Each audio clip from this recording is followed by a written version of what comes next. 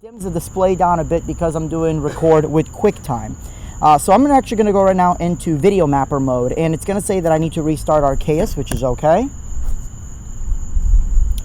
First thing that I want to do is once Arkaos restarts, I want to go ahead and set up my surfaces.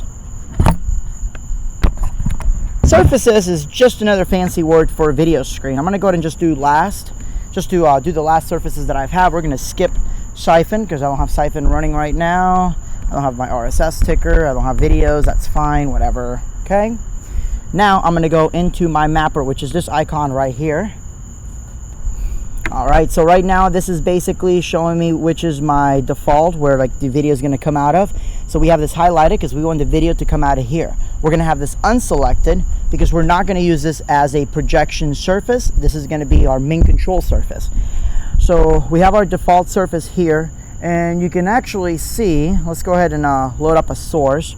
We're just going to do our test image, and then we're going to hit the full screen button. As soon as I do that, it shows my full screen image onto my house, as you can see there.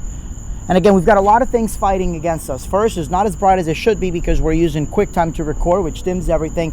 Plus, I've got this really bright street light outside my house. But it just shows you how far projectors have gotten nowadays. So we're going to go ahead and do a custom surface. Now, we can basically do it as a regular square, or I can edit the grid. Edit the grid allows me to add additional points. So I'm going to go ahead and add control point horizontally, a couple of them horizontally, and a couple of them vertically. And basically my goal is to shape the screen to fit around the house. So you can actually see this bottom corner here. I'm going to go ahead and just grab that and hit this part of the house. Next, we're going to grab this part and bring it across here. And it's very important that you actually make sure that your horizontal points and your vertical points are straight, meaning they match as close as possible to match. We're going to take this down here. We're going to bring on the other side. I'm actually going to do one that paints the entire part of the house, or as much as I can. And I'm not going to worry about the garage part. So we're actually going to stop it right on the edge of my garage door.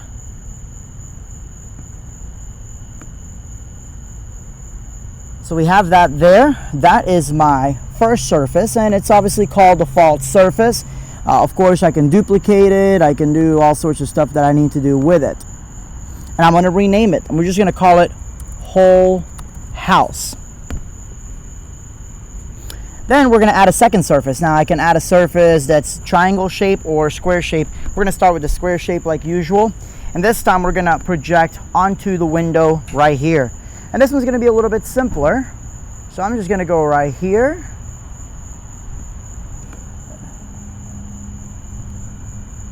And I'm going to click on Edit Grid. And that's going to allow me to select the individual points to hit the window perfectly.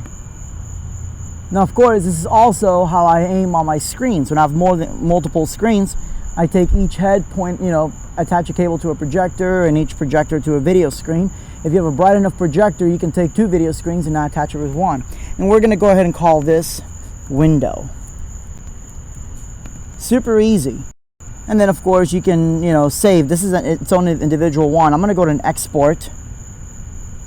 And we're just going to call this Arkaos House Mapping. All right, so I'm going to go ahead and do that, and then I'm going to go ahead and do one for the columns as well. So again, we're going to grab one more here.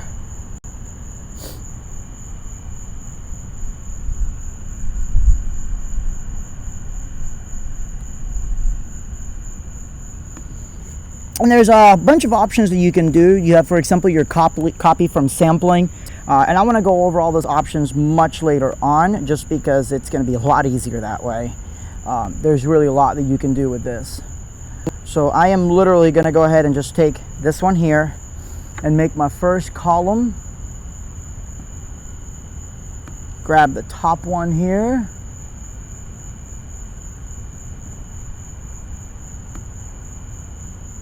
Perfect one. So I'm just going to go ahead and duplicate that surface. And I'm going to move it over here. And then again, I'm just going to modify to fit. So we have it there. So we have our 3 columns and we have our window, and we're good to go there. So I'm just going to go ahead and save that. Again, we're going to export it. We're going to call it the Arkaos House Mapping, and it's a .vmp file. All right, and we're going to close out of there. Okay, so what I'm going to show you is, because it dims the brightness when recording the video screen, I'm just going to show you how I map certain things. So I'm going to go and close out of this bank. I'm going to go into my bank 3, which is a whole new bank. And we're going to go ahead and add some textures over here. Now this is the master preview. The master preview, basically, you know, I can tell it where to come out of or whatnot. But I'm actually going to go into my output. And my output window for each changes for each individual one. And that's why you're seeing the spider, for example, in every single window, right? So the easiest way is kind of like on CompuShow, where you can take tabs and move it around. So I'm actually going to kind of do that. So for example, I want to put my spider on the window. There it is right there, just on the window. And I'm going to go ahead and do, for example, here where it says all outputs, you know, I can actually have it come out of all outputs, or I can have it go on the columns. Well, if I want to have it on multiple columns and not have to open 3 of these up, I can go into my edit output, and we're going to make a new one, and we're going to call it columns all. And we're going to select the 3 columns, and then we close. So now we go here, we select columns all, and there it is on all 3 of the columns. And I know that one of them is a little bit off, but that's because I covered the column and part of the garage as one. So when I click on this, it's going to pretty much override everything because it's on all outputs. So I'm actually going to choose whole house. Now there's 2 whole houses, front, just regular, and then rear. And basically what I'm going to do is rear is I'm going to have it where it has only certain parts of the house using a couple different blend modes, which I'll cover later on. So for now, I'm just going to do the whole house. I'll just put it right here. And now you'll see that there's a spider there. There's the individual things on the columns. And what you'll see is that the actual surface around on the house, for example, see how that fades down? Because the video, it fades in and out because the video loop. So I'm just going to go ahead and make sure that it selects only a certain part of the segment. So I'm going to go, come on, there we go. Oops. Whatever, I'll just put it right there. And you can, you know, go through it and make sure that it's on the best part from the very beginning to the end. So I'm going to go ahead and cut off QuickTime so you get an idea of what it looks like. There it goes. Now it's getting significantly brighter.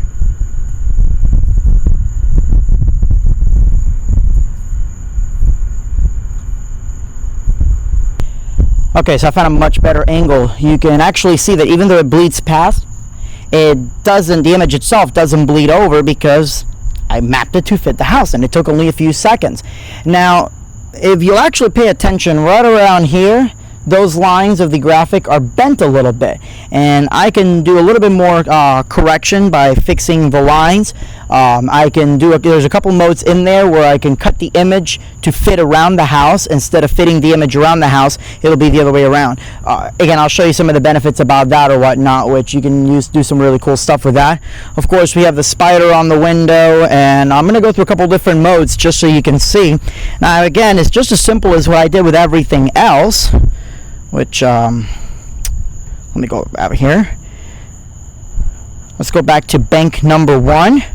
So for example, if I wanted my 4SO to be on my window, I can do that. It's just there on the window.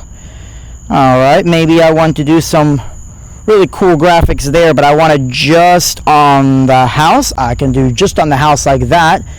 And maybe I want something on the actual projectors, or the actual columns. So I'm going to do my columns all. Or I can close this out and do this over here on the whole house.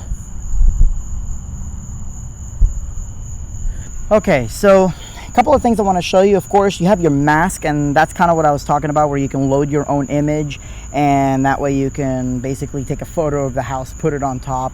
If I was projecting mapping the house, so whatever surface you choose. But what I want to show you is, I want to show you the crop panel. The crop panel shows you pretty much the exact same video, you know, the full version of that. But basically, the house here was originally cropped out. So let me go ahead and load it the way it was. Hang on one second.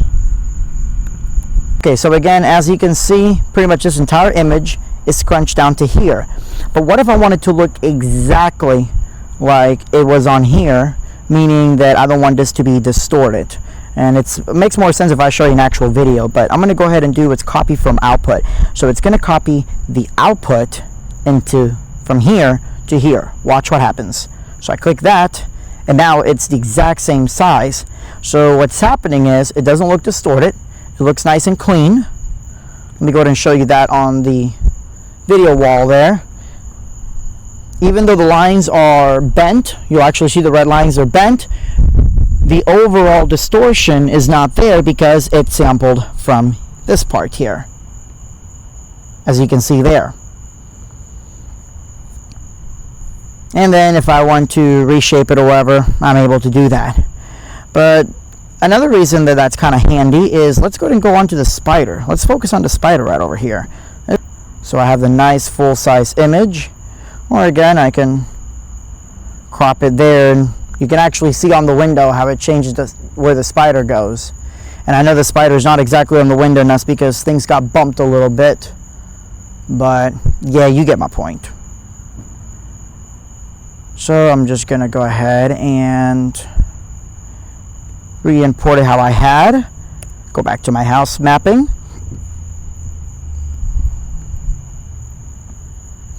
As soon as I close that, it's automatically going to reforce whatever resolution that I chose. I can close that. I have the spider, and I know the spider doesn't quite fit in there anymore, so again, it's because the projector got bumped.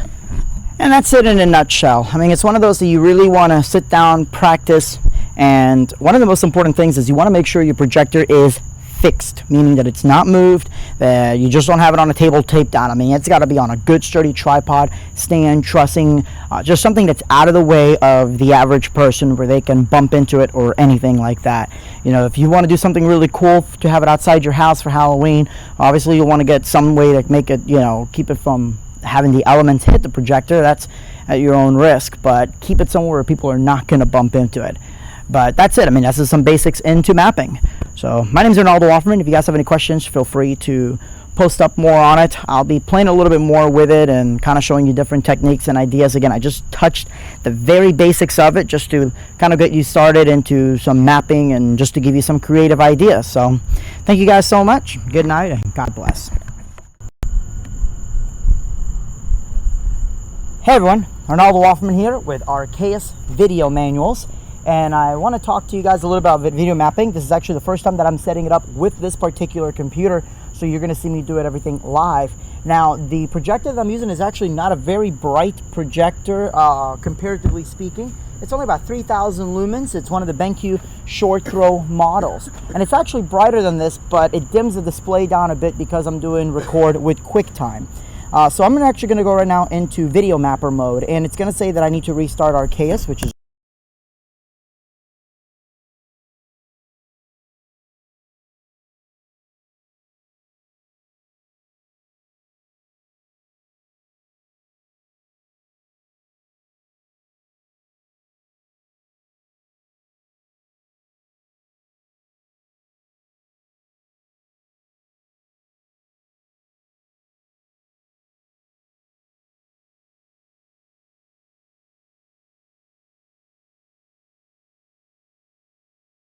okay. Hey everyone, Ronaldo Offerman with Arkaos Video Manuals. Today we're going to talk about Siphon. Now this is only for Mac, so if you don't have a Mac, too bad, so sad. However, it's a good reason to consider switching to a Mac. It's actually to the point that I'm so excited about this feature that I'm really thinking about converting my main Arkaos rig into a Hackintosh, but that's a topic for a later day. So what is Siphon? Siphon basically takes feed from one system or a program and feeds it to another. Of course, they have to be Siphon compatible. Now, Arkaos Grand VJ is Siphon compatible, but only in the output. so you can output it to another program.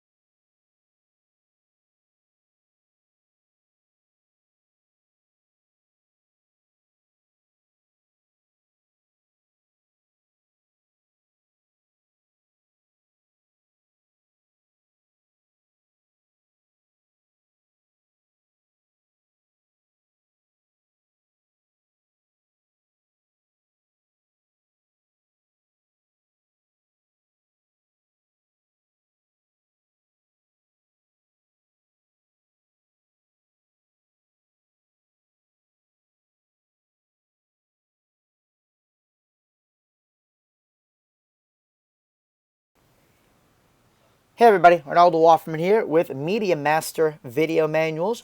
Now I'm going to be talking about today about the overall layout, the feel of Media Master. As you can see, I'm using Media Master Pro 4.1.6 for the Mac. That's the most current version as of the time of the video. 4.2 is the version available for Windows, but the overall feel of it's going to be the same. One of the things that I love about Media Master is that everything is right in front of me, so I can easily see what I need to do to my workflow all in one spot. Now, there's a few differences between projectors, of course. I'm going to cover some of those differences as I go along in this video. So first of all, what you can see at the top here is you can see your full individual layers. No, that's for notes. That's only have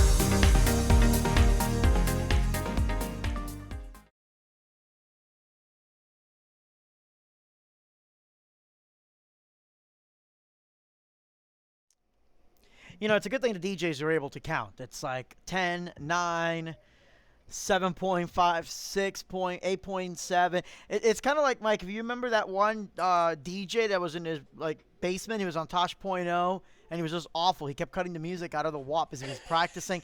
All right, you guys are about a 2.5. I'm going to need you at a 10. Jump. All right, you guys are like at a 5.261. Guys, welcome to the, is this the 9th or the, I guess it's the 9th, 10th, and 11th giveaway, because we've got 3 prizes going on today. It's absolutely crazy. My name is Arnaldo Offerman of Gear It First, and I'm here with my beautiful co-host. What the hell? My sole purpose in life is to just try and get Arnaldo to crack up live on stream. Well, yeah, I mean, you were going to try to give away my car. So why don't you introduce yourself real quick? Tell everybody what you're all about. Yes, I am Mike Anderson with the 1% Solution and Living Motion Monograms.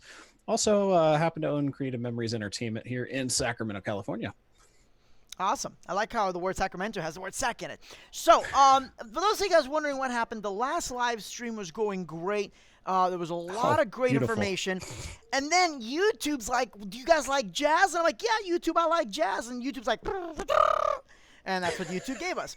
So we weren't able to really finish the live stream because apparently we never even got started on it. Yeah, by the way, though, wait. Oh, the funny stop part. this, because last time you started bitching about YouTube, that's when the stream went south. So stop it.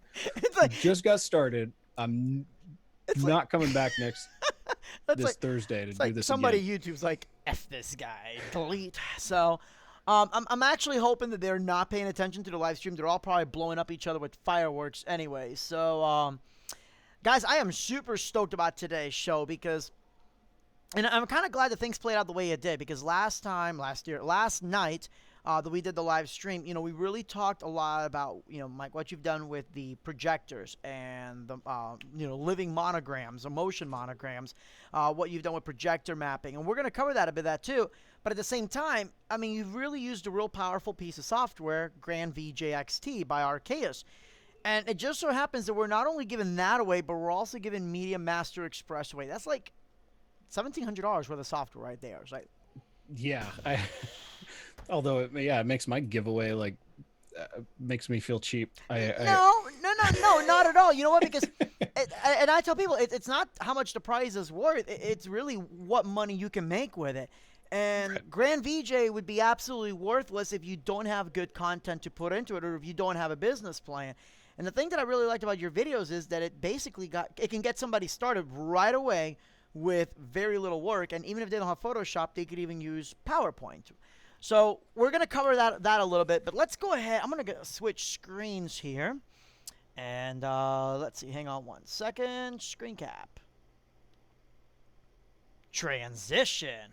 Guys, this is Grand VJ. I kind of want to walk you a little bit through Grand VJ as well as Media Master. And we're going to talk about the differences between both softwares. They both have their pros and cons. I think for most DJs, Grand VJ really is the biggest bang for the buck. Wouldn't you say?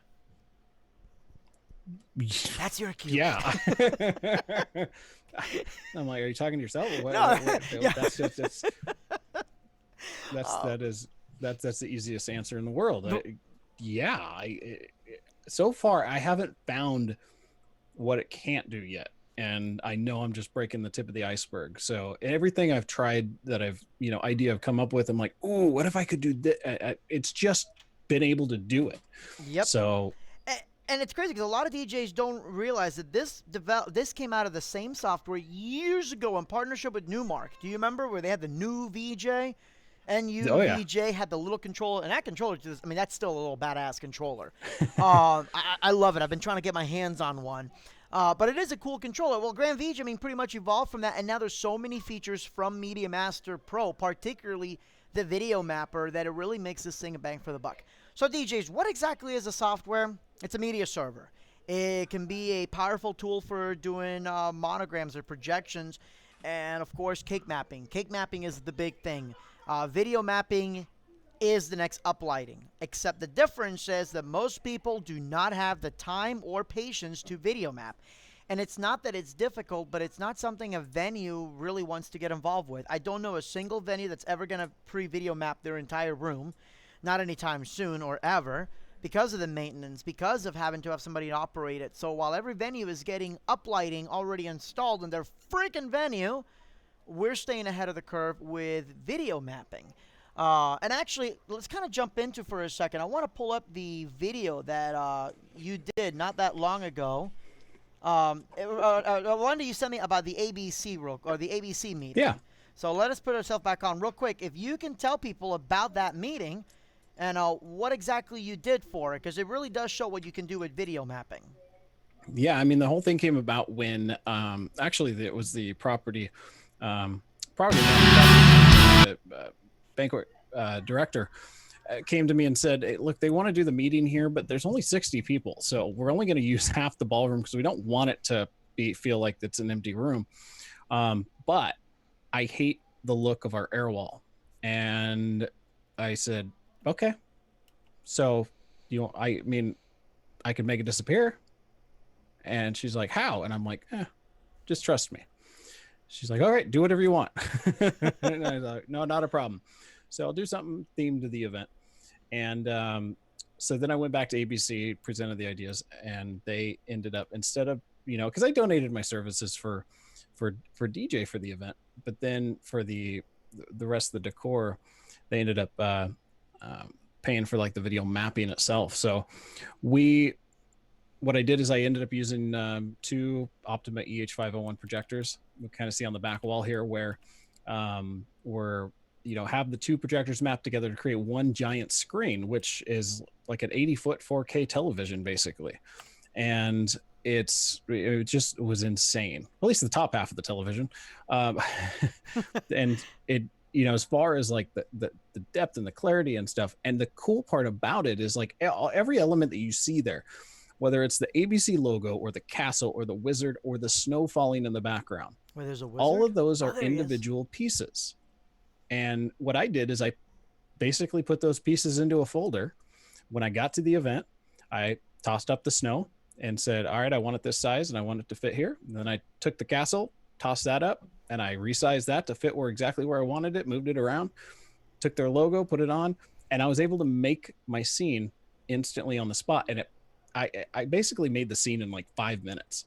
It probably took, I was running everything wireless, so it probably took maybe a total of 30 minutes to set the whole thing up, if I was being lazy. So well, and I'm real quick going back now into the Grand VJ so people can see it. I mean, it's a very easy interface. What we have here is we have the matrices, or the matrices, excuse me. You can right click and rename each one. So for example, we could have one for the ABC event, like you were just talking about. So there's ABC, and let's say the next day you have a wedding going on, and now we have wedding, and so forth. So you can name each one. I do a lot of live events, so I have it all categorized by color, theme type, etc. But DJs and LDs, what's really unique about this is that you can move tabs around. So for example, I have my effects tab. Maybe I want to have my effects tab where I need it in the way. And I don't know if I can do this when I'm live because my mouse is disabled. Yeah, this button's disabled when I'm doing it. But I can literally drag this effects tab and put it into a second window. I can take this, for example, my matrix, and I can extract the matrix. That's all the video clips. And I can have it on its own window.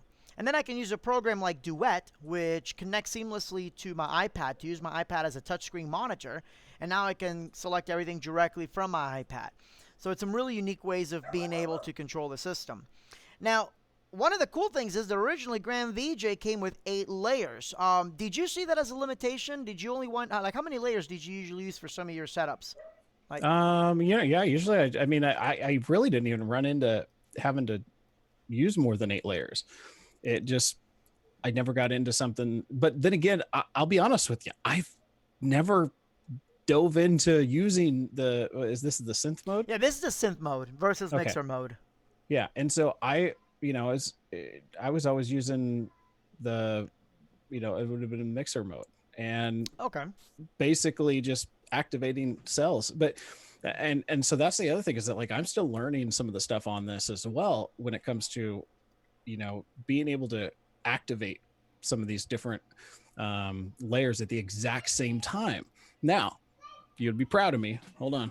Oh. All right, while we wait for him real quick, I'm going to load up just to show you. One of the cool things is you can pretty much drag and drop. So I can take some of my visuals here that I have from Media Master, drag it, select it, and there it is right there. Now on this side here, I can, have it as an A and B crossfade, and I can crossfade. I can select what kind of, let me go over here so you can see it. I can select what kind of transition I want to have. You can even select it and save it into individual presets, which is really unique. But it's made specifically so if you want to use it almost like a DJ software, this is made to do that. You also have mixer mode, which is a little bit different as far as you just click and it'll automatically take care of it for you. Or synth mode, excuse me. I prefer having it like this in mixer mode. Let me show you what synth mode looks like. So there's synth mode right there. You click it and it's there. It's good to go. I can go back into mixer mode. So you can switch back and forth seamlessly between both of them. But that being said, a lot of you guys will only use a couple of layers. It can now support 16, which is really good if you are doing an advanced wedding cake, for example. Like I do the Donkey Kong cake, and if it's 4 layers, I have a video for each individual layer. I could make it as one video, but it's much easier for me to have 4 individual videos, and then I can have one key to start all the videos at the same time. But with a powerful enough computer, I can designate outputs. So I can say this is going to go to one projector, and then these layers go to another projector. So you could even do a 360-degree cake mapping, which would be mind-blowing. I've actually operated 4 rooms off one software before with a powerful enough computer. Let me say this enough. Powerful enough computer. We'll go over how Arkaos works in just a moment. Okay, so you were saying, Mike.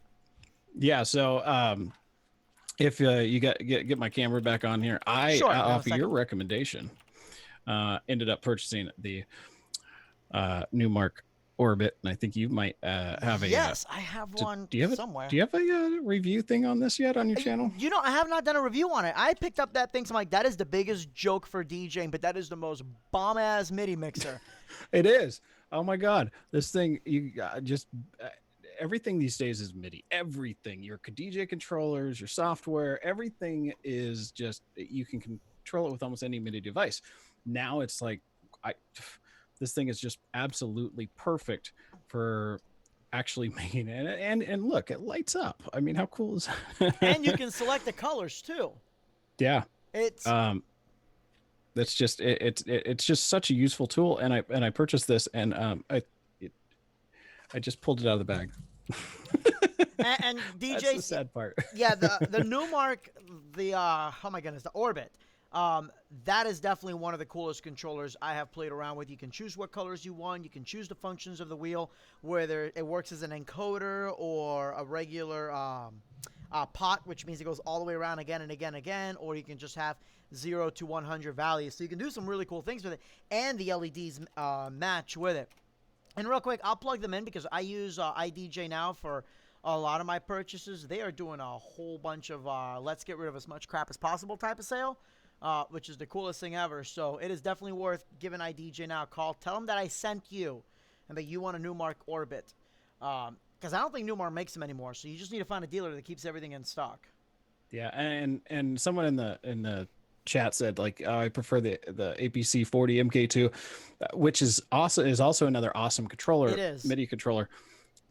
Here's the secret to this. This is also wireless. Yep. So being able to walk around with it.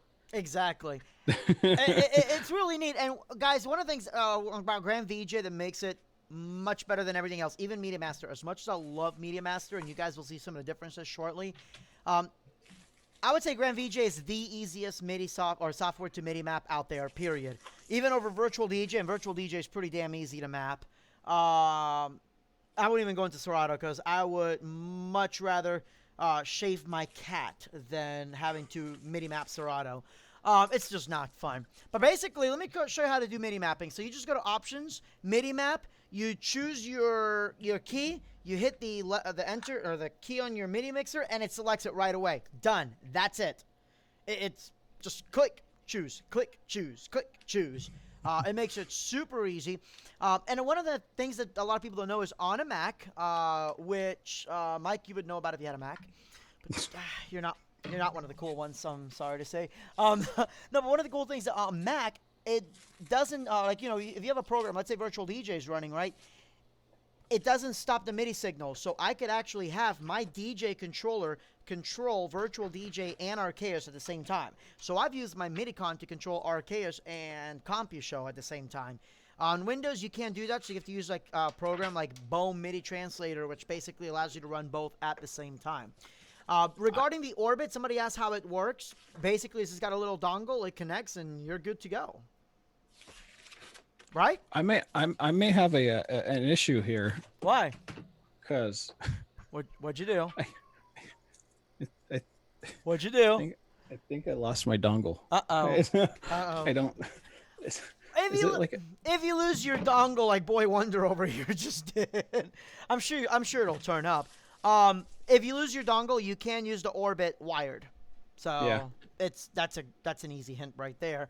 But anyways, going back over here, so Grand VJ allows you to not only MIDI map and use any controller, you can also use your keyboard, like literally piano keyboard, which I hide it because I don't play the piano, so let's get rid of that keyboard. Hide keyboard, done.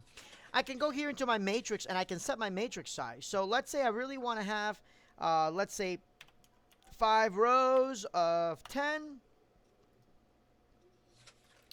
Okay, there we go. Oops, I did that backwards. Sorry, it's a 10 by 5. So I can have as many as I need to there. You could even have 100 if you wanted to. Makes it a little bit more difficult to see.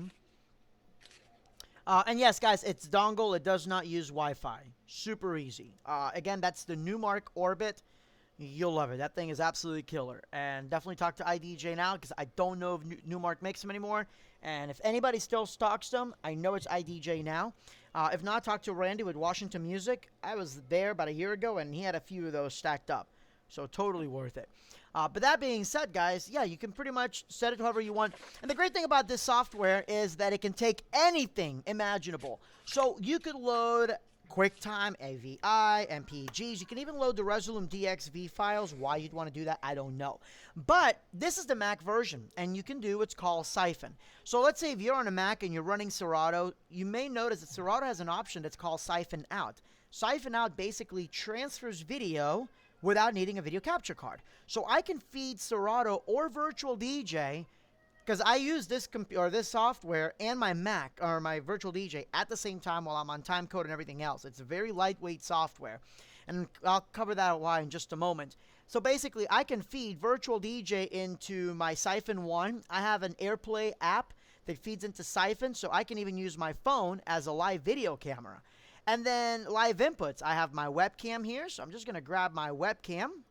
And there it is. Woo-hoo-hoo! So I can go over here, and there I am there. I can choose different kinds of effects if I wanted to. So we're going to go into our mixing. There's different mixing presets. We can go into effects. And let's see here. Give it a second for it to load. So we have a sepia effect. You've got a lot. You have quartz filters. So on a Mac, you could even put your own plugins too if you wanted to. So there are some funky filters in here. My favorite is comic book, where it literally makes it look like there's an actual comic strip. So let's go over. There's even a thermal camera one. Tracer, so you can be like, take on me. Did you find your dongle yet, Mike? That would be a no. While we wait for Mike to find his dongle, which it does sound like a personal problem. So anyhow, there's my webcam there. You can have as many webcams as you want. We're going to go and remove the effect out of there. Let's see here. Remove effect. There's also what's called Mobiola, and Mobiola and Pocket Cam allow me to also use my phone as a webcam, and it can feed it directly on there. On Windows, if you have a Windows computer, there is a Windows version of Siphon. It is called Spout. And Grand VJ will be supporting that pretty soon. Not yet, though. Now, let's... Ooh, good. Yeah. Yeah, actually, this one may already. I don't know. This is the beta one that I have. I can't talk too much about it, but I will anyways. And we'll cover that as well as what's in the new beta. But now, let's cover a couple other things here. First of all, this program, I'm running a 2012 MacBook Pro, 16 gigs of RAM. It's all SSD. There really isn't a difference in processor speed between a 2012 MacBook and a new one. I think it's like 30%, which really isn't that much in the world of DJing. I've ran this and Windows at the same time on VMware to run CompuShow and my DJ software at the same time, and I haven't had a lag. And the reason is because Grand VJ is hardware accelerated. It does take advantage of your GPU to help render or just play back the video. So if you're building your own PC, which I've done before, I definitely recommend NVIDIA. Something like at least a 960, the 1080 Ti. If you really want stability and you're going to want to run big, large 4K displays, the Quadro is the absolute way to go. Regarding sources like Jamtex, okay, so Jamtex does not have spout. I've been asking them to. They're just not going to do it, so I've given up. What I have done in the past, Marvin, go with me on this, right? I have Windows. So what I do is, I have, for my Windows rig, I will have a second, like, small monitor, and I will put Jamtex on that small monitor. Then I have a program that's called Minicam. Minicam basically is like a Snapchat filters for your webcam. So if you're talking to people, you can play video. It's almost like a small version of Grand VJ, but for a webcam. And what I've done with Minicam is I will do Minicam to feed the screen capture, or to pull from the screen. So it'll read that second screen that Jamtex is full screened on, and then Minicam appears here as a live input, and then I drag and drop it, and that's how I've been able to do it. So that's worked out pretty well. I can do a live video on that too as well. Remember, guys, that if you go to gearfirst.com, tons of tutorials on this software and a whole bunch more that are coming out. But now let's continue on. This is more than just video mapping, video projection in general. This can also control your lights using ClingNet. I don't want to go too much into what ClingNet is, but long story short, it allows you to drive low resolution video, or pretty much any video, over pixels without any DMX addressing at all, because basically ClingNet lights use IP addresses. You plug them in, the lights will instantly appear. You can drag and drop, map it, and your show will pretty much be ready to go. I'll give you an example of that. So I'm going to open my ClingNet mapper up, and I don't have any lights connected, obviously, but if I connect my lights or nodes, they all appear here. So let's say if I do let's say I have like the Kling 64s from ADJ. They all appear here. Or the Kling Easy Kling, which allows me to convert a DMX light to work off Kling. They appear here. I just drag and drop, select them where I want, and boom, they're instantly ready to go. If it's upside down, the light, I don't have to go up and physically turn the light upside down. I can just go here, turn upside down, and it's ready to go. It also supports ArtNet for that purpose too. So if you have ArtNet lights that are in KlingNet, you can run it directly from there. If you are doing LED walls, because LED walls are the future. The problem with LED walls are that unless you're really, like, if you're using Nova or anything like that, you got to remember that, let's say like a pretty big size wall may still only be, you know, a few hundred pixels wide, because it's literal pixels per LED. So when we've done stuff for ADJ, or when I've done stuff for installs, I can use Nova to map it, but I actually don't. I use the mapper in Grand VJ because it does allow me the extra options of being able to go and resize something if I need to. If for any reason somebody messes up with Nova, I got to go back there and try to reprogram it. At least with this, I can just quickly reset the file, good to go. To me, it's much faster. I much prefer using that. You'll still need Nova because you need to set that screen size overall, but it is much easier to map it. I know that, George, you use LED walls. You actually have an insane amount of LED walls. And, George, I believe you've used this software for that, too, if I'm not mistaken. Now, Grand VJ, over here, if you guys look, has this little magic thing called TC, which is timecode. And basically, it reads timecode. Now, this is timecode audio. And right now, they are working on trying to get like Serato or Virtual DJ, but it's not going to be like DJ software where you scratch back and forth. That's a whole nother set of technology.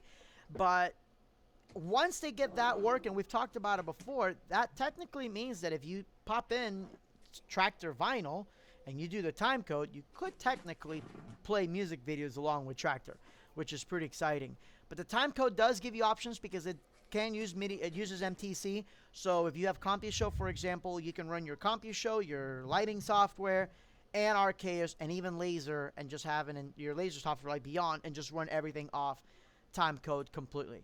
This is more advanced than most people need to get into. Mike, I don't know if you're doing anything with time code yet, right? No, not yet. Not time code. But at least it's good to know that you don't have to go and spend thousands into software, because this has more stuff than most people need. And then you also have live generators, guys. Just basically stuff that goes through the beat of music. Now with Apple, with Mac, you can use Quartz Composer. You can make your own. You can download your own, and that's one of the advantages of that. But even then, Arkaos has some pretty cool ones. I'll go like, for example, here. Let's go ahead and run this here.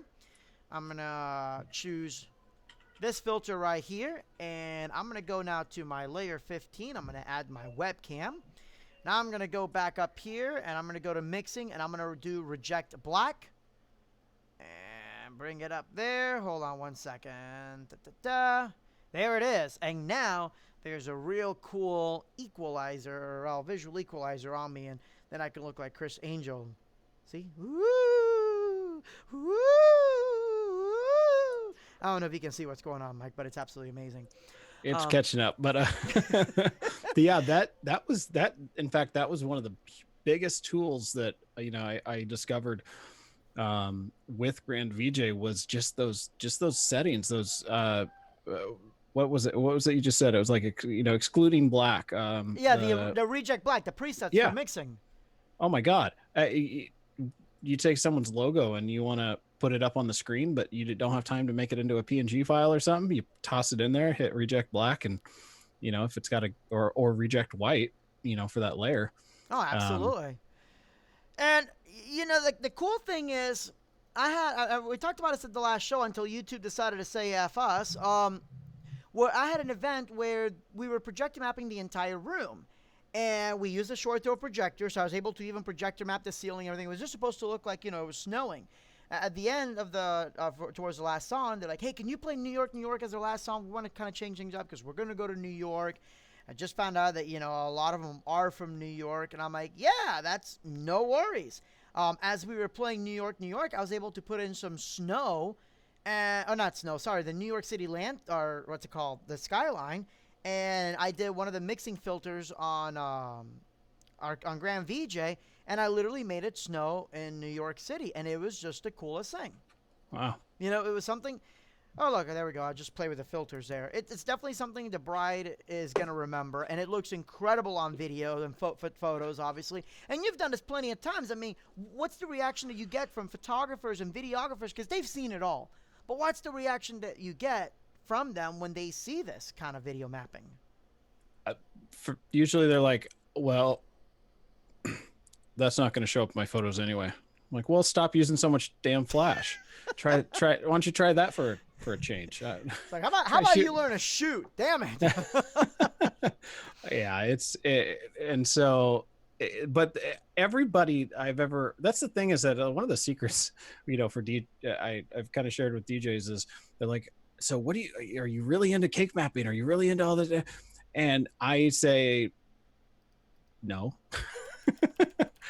Personally, it's not my favorite thing to do because of how much time it takes to make it work and make it, it's pretty incredible to be able to do. But the fact that the wedding industry in my market knows that I can make nearly anything happen is the sales I need. That's the sales push I need. Even when they're talking to clients and going, oh my God, he did this and this was incredible. And I know whatever it is you want for your wedding, he can make happen. There's no better sales tool than that by itself. Oh no, absolutely. It's, it's really unique because it's something that not everybody's going to get into. They think, oh, I'm going to get a projector and do it. It does take a little bit of time. It does take dedication. But more than anything else, it takes a very patient hand and a damn good mouse. Because when you're video mapping around a cake, you have to understand, first of all, how light works. And light just doesn't hit a rounded edge and just stops there. It's almost going to bend around it.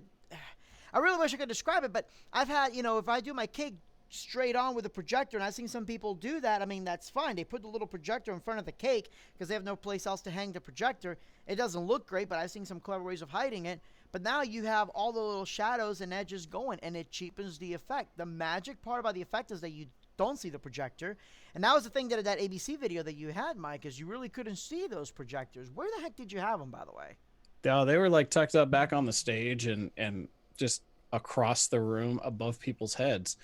And, you know, there was a couple photos where you could kind of see a little bit of shadowing when they were really close to the wall, but they had to be within like, you know, 2 or 3 feet of the wall in order for the, you know, for them to actually cast the shadow. And that's just if your image is lower than what their head would be. Yeah. But yeah, it's when they're that far back, you know, and up on a stage and off to the left and right side, and people just don't pay attention to them. No, absolutely. And you know, to me, the nervous part is, and we'll talk about this later, is basically keeping people away from bumping into the projectors. A funny story, when I was doing when I was actually showing the software, one of the first times for ADJ, we were video mapping the ADJ sign, and then one of the guys, Marco, bumped into the projector. I'm like, son, dude, that ADJ sign has so many like freaking letters and curves. It was such a pain in the ass. And he bumped it. I'm like, son of a bitch. Why? Why are you doing this to me, Marco? Damn it. But, you know, it was cool because the more and more I got to do it, the more that I found shortcuts. There's actually, what I found out is that I could have actually taken a photo of the sign, right? And I could have put it into Photoshop, made it black and white, and turned it into a mask. And basically, I could have literally video mapped it in an instant because I can actually have a trace around what I took a photo of. Did you know that? No. Yeah, I have to show it. Yeah, I got to do a video on that because that could have saved me several hours. But there are some really cool features that Arkaos has. But yeah, you can basically create a black and white mask. So if you have a photo of the cake, or like, let's say I have, I'll show you here real quick.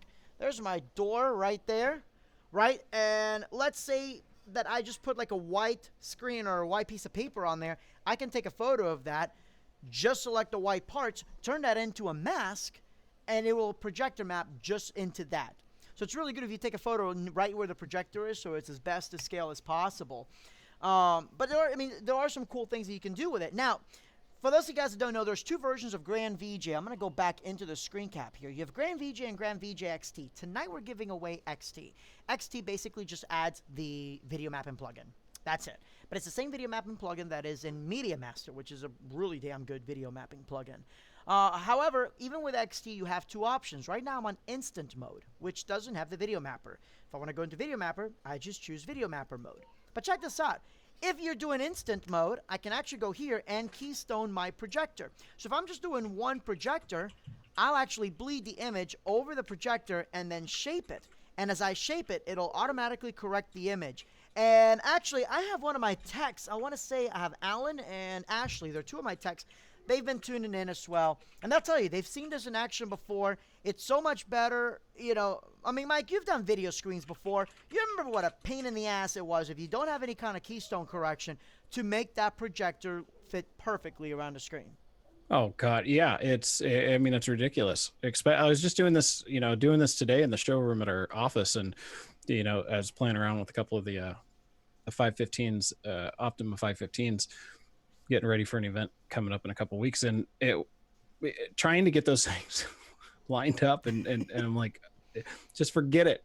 Just now I get to the event, I set them up, I overlap them, and then take care of it from there. And that's where, even if you think DJs or LDs, I don't need video mapping. If you're doing multiple screens, being able to map each screen individually so you make it fit perfectly. I'm going to show you some new features in a little bit on the video mapper that nobody has seen before. So this is an exclusive first. But even if you don't think, I need the mapper, if you're doing 2 screens, it's nice to be able to fit it perfectly into screen.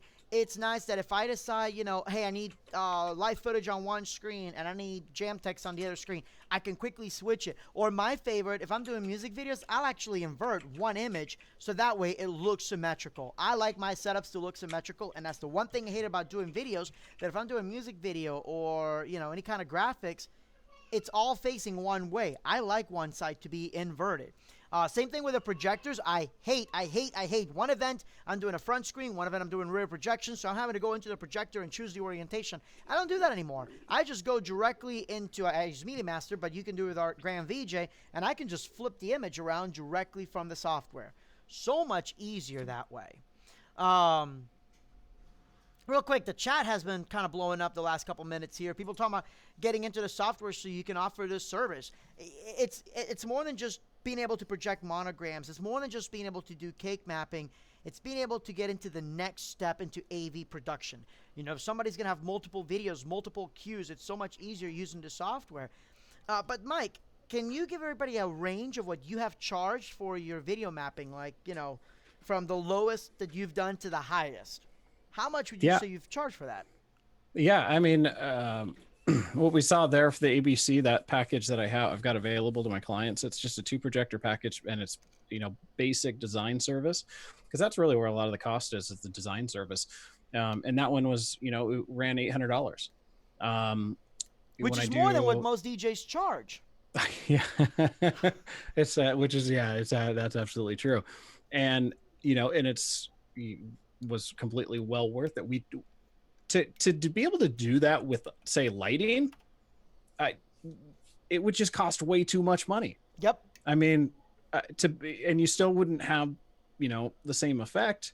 You'd have to come up with a different design, you know, or to do it with gobos. I mean, just if we were doing color gobos just by itself, color gobos, you know, that was 4 different elements. Whew. And that was $1,200 right there. Yeah, that's surprising. Just to buy.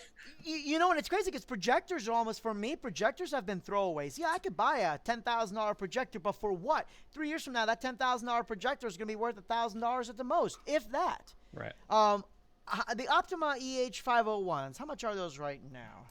Those are the they discontinued those ones. Yeah, not too so real already. That didn't take that long, did it? Well, yeah, that was the first one. In fact, they've been out for, God, I don't know. When did I do that? That was like 10 years ago. Well, yeah, you can still buy them apparently.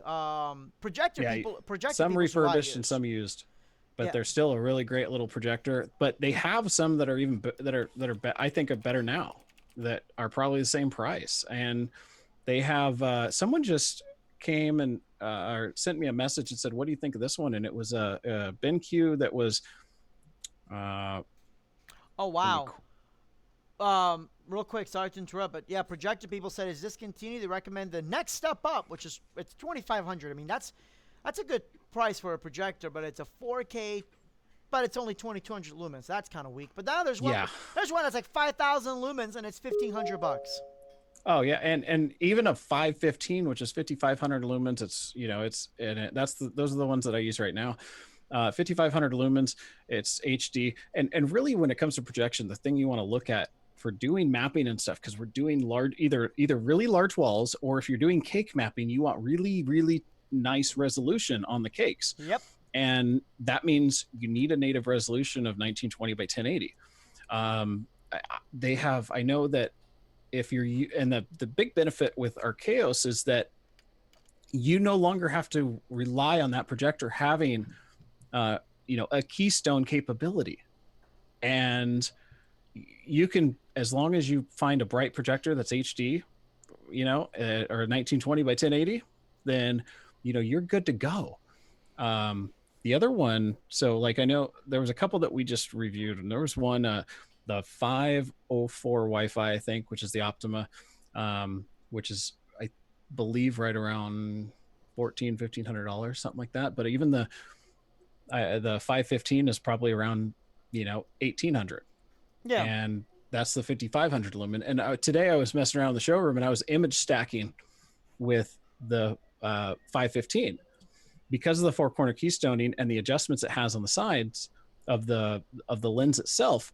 I was able to make an 11,000 lumen projector in my showroom. Exactly. And that's another cool thing people don't think about that you can do with mapping is being able to stack it. And guys, one of the things that's really unique is, as far as, what you're able to do, it really comes down to the projector. For me, I use short throw projectors for almost everything. But short throw projectors aren't that inherently bright. The ones that I have are only 3,500 lumens, which don't sound that bright, but my projector only needs to be, 20 feet from the surface to fill a 25-foot area. Which for video mapping, that usually can suck really bad. The reason I say that is because when you're looking at projector mapping, if you're going to throw it across the room, Marvin is actually here in the chat, and he's doing that for his proms. I mean, he throws it across a huge distance. One projector could easily do that entire room as far as short throw, but at 3,500 lumens, that's going to get drowned out with everything else.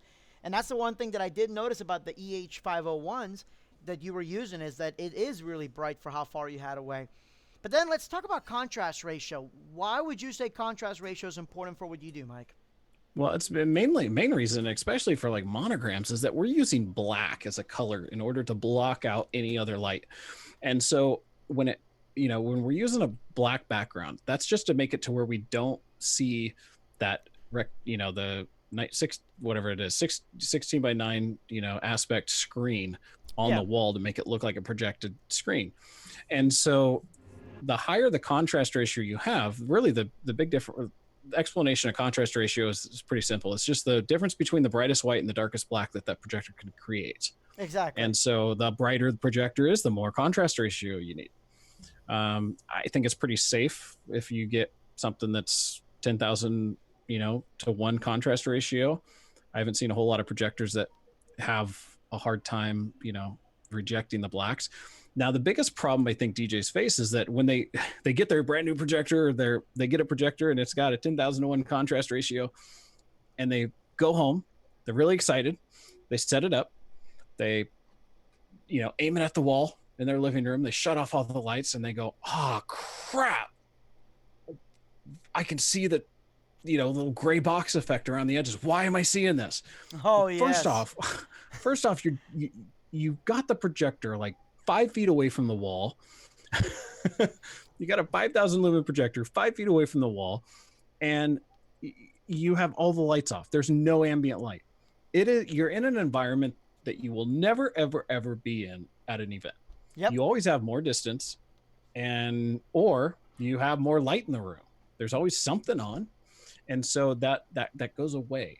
But when you have something that has a really bad contrast ratio, and in fact, home theater projectors, you'll notice that they have like a 40,000 to 1 contrast ratio, but they're only like 2,200 lumens. And that's because they're made for theater environments where it is pitch black. Exactly. And what we're doing is not pitch black. We need the brightness because we're throwing it usually a greater distance. And so having that ability to throw at a greater distance and having the brightness and the horsepower is what I kind of call it, to get it to the wall and to do the larger images, or to get that really vibrant color on the cake or the backdrop or whatever it is what we're projecting onto, to make it look spectacular for the event. That's why we need those high numbers in the contrast ratio. And it's not much. Most of them these days have a really high contrast ratio. Absolutely. Hang on one second. You're not going to believe this. Stream's lagging again. I kid you not. Hold on. Is audio okay? Yeah, we should be okay. I got a notification saying that stream is not good. Doesn't give me a reason why. It usually tells me why. And now it says the health is good. So we should be okay. Sorry, real quick. So, but going back to what you were saying, and somebody's asking about laser projectors. Same thing with LED projectors. I don't think they're ready yet for what we're currently doing. Yes and no. I have used LED projectors, but it was in a very, very dark area, and it's a very bright LED projector. I personally don't recommend it, just because, like you said, the contrast ratio really isn't there. But I have used them in a pinch, mostly for mapping my turntables, like I've done it at a bridal show, but never for an actual event itself. Have you used anything besides a conventional bulb for a projector? No, not yet. I mean, I've tested them, and I think LED is going to come, in the next, I'd say 4 or 5 years. I think we're going to see a lot more stuff that is going to be powerful enough for LEDs. And same thing with our DJ lights. It took a while for the power to get there in order for them to start using LEDs as the bulbs and as the lighting source. Well, with projectors, it's a lot brighter. Of course. Because, I mean, they're using the projector bulbs themselves, they're like arc, aren't they? Aren't projector bulbs just, they're the arc lighting bulbs, and it's just an insanely bright bulb. And that's why it's enclosed in a case. Exactly, because once there's no filament to burn out, they just violently explode. Oh goodness! Again with the God, I'm so over YouTube. It's not even funny. Now it says audio's cutting out. Yep, we're buffering. All right, we're gonna wait 1 second real quick. And yep, keep the drop frames are just going like crazy right now. I'm gonna real quick just switch for a second to the screen cap and let's see if maybe it's got something to do with Zoom. And I'm gonna turn off my video to you, Mike. Yeah. All right. So hopefully that helps right there. Says Loud and Clear ask, what is it that makes the darkest blacks? I mean, yeah, that's pretty much your contrast ratio. That also helps. And not going with a cheap projector. So, I mean, yeah, I've gotten some great images out of $600 projectors, but you're not going to get a perfect black out of it. Yeah, no, it's you're gonna run into those little gray box effect that's gonna happen, and it's gonna drive you nuts. You can mask it with some additional lighting on the wall or something if you want, but hold on, we're down. We're down. I kid you not. We're going to have to pre-record every other stream from now on because we are completely down. Why don't... let me... Guys, with OBS, do me a... Like, with OBS... Oh, no, wait. It's not my connection. My connection is good. I'm uploading at 45 megabits per second right now, so it's definitely not that. I know, but I'm just thinking it might just be the area or the servers that are. If it is, then I wouldn't be uploading at YouTube. It might be on, but if you can give me an. Yeah, now it's frozen and buffering. Yeah, the problem. Okay, according to this, it looks like it's now streaming. Okay, everybody, now I'm hearing the audio is okay. So. Facebook's still going. I don't have Facebook. We're not using Facebook. I don't know. If somebody's streaming to Facebook, then... somebody says never mind. Now they're saying they can hear us. This is fantastic. Ah, this is awesome. I don't understand it. All right, guys. I'll tell you what. Don't go anywhere real quick. I'm going to try something really rare. Don't go anywhere. Going to restart... All right, guys, we're going to restart this for just a moment. We will be right back. Hang on.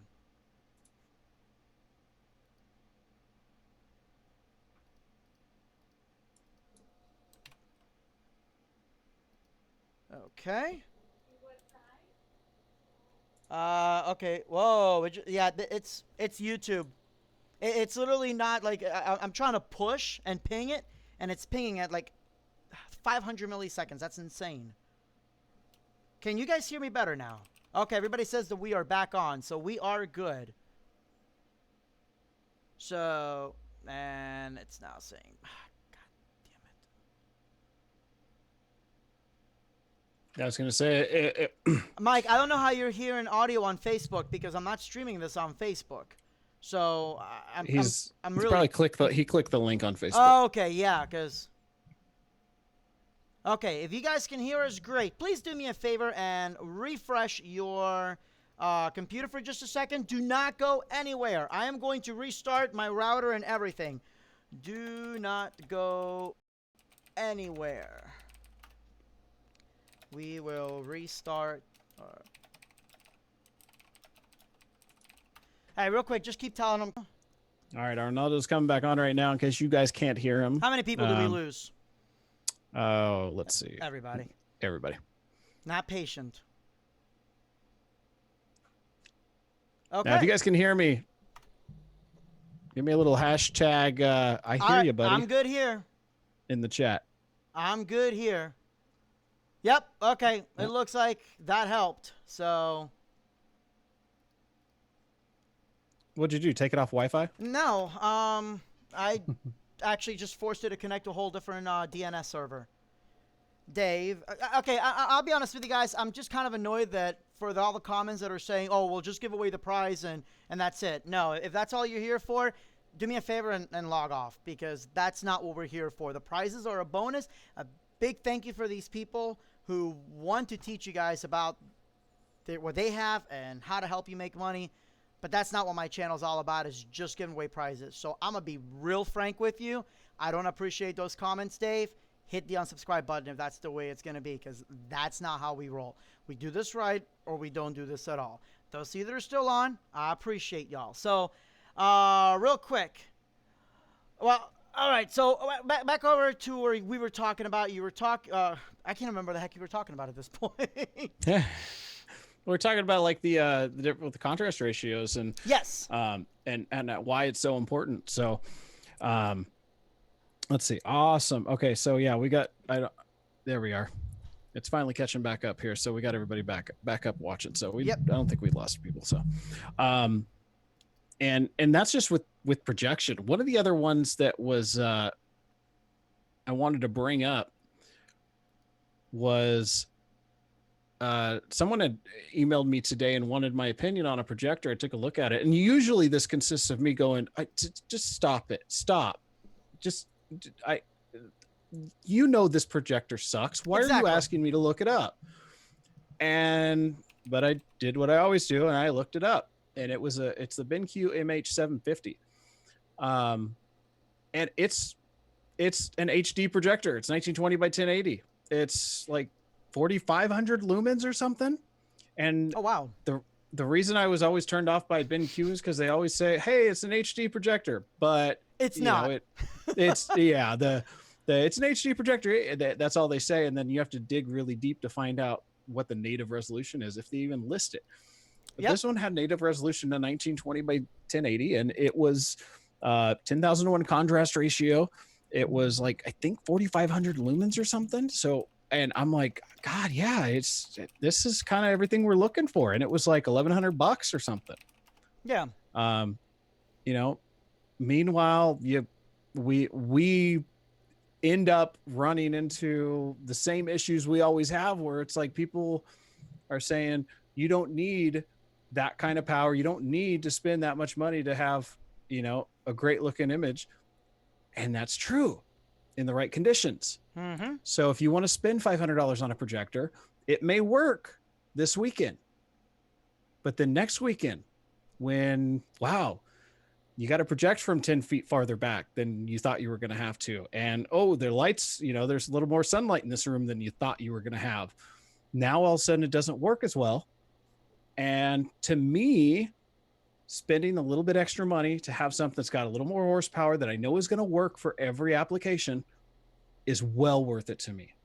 Instead of freaking out every time I'm going to an event, or when I'm sitting with clients and they tell me what they want, and all I can do is sit there and go, I think I can do that. Mm-hmm. Because that's the worst feeling in the world. Oh, absolutely. It's, a lot of people come in and I think we're down again. Nope, maybe not. Guys, please let me know if you can hear the stream. Because right now, I don't know what to tell you. It's YouTube at this point, and I've already been in conversation with somebody at YouTube, and they literally told me, too bad, so sad. That there's nothing they can do, that everybody's streaming at this point, and it's been crazy.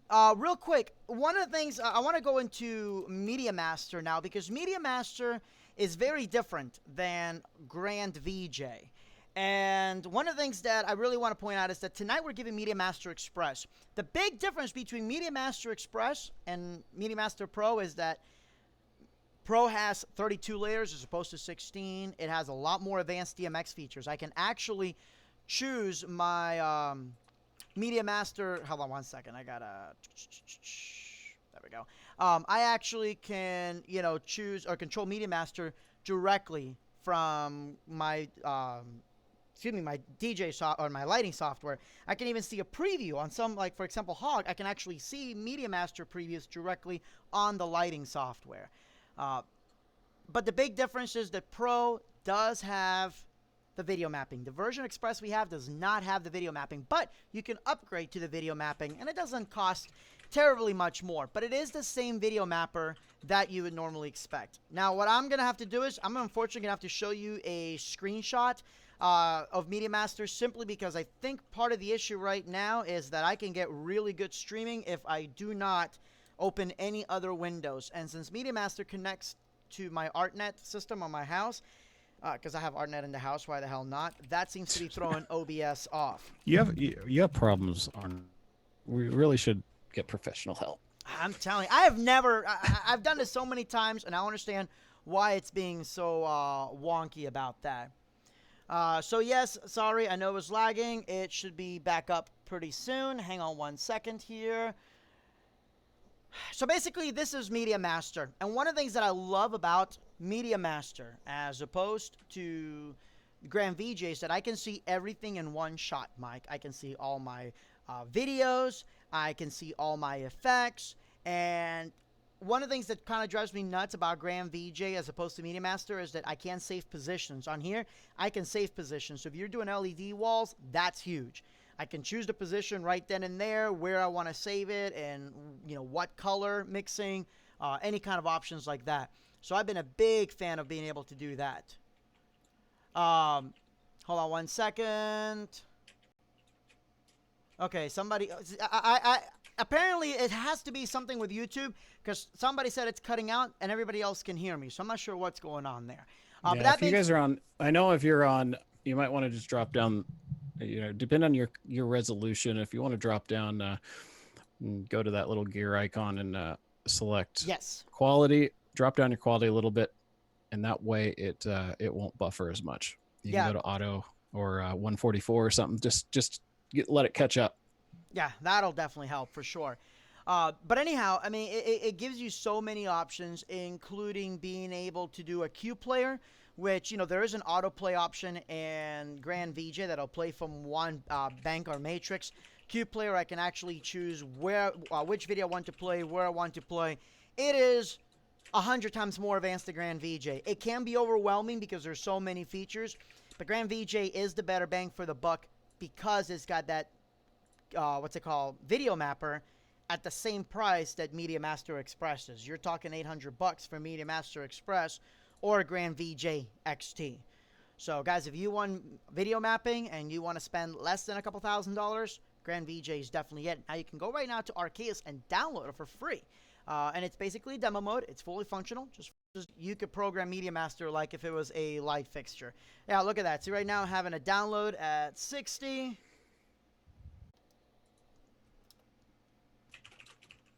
This is insane. I can't keep doing this. Check 1 2. It's literally uploading at 400 kilobits a second. But you guys can see right there, my upload's at 22. There we go. We seem to be better online or on Wi-Fi. So there it is right there. My upload's at 22 megabits per second. It's YouTube. There is nothing I can do about it. And we may have to stop these live streams as well.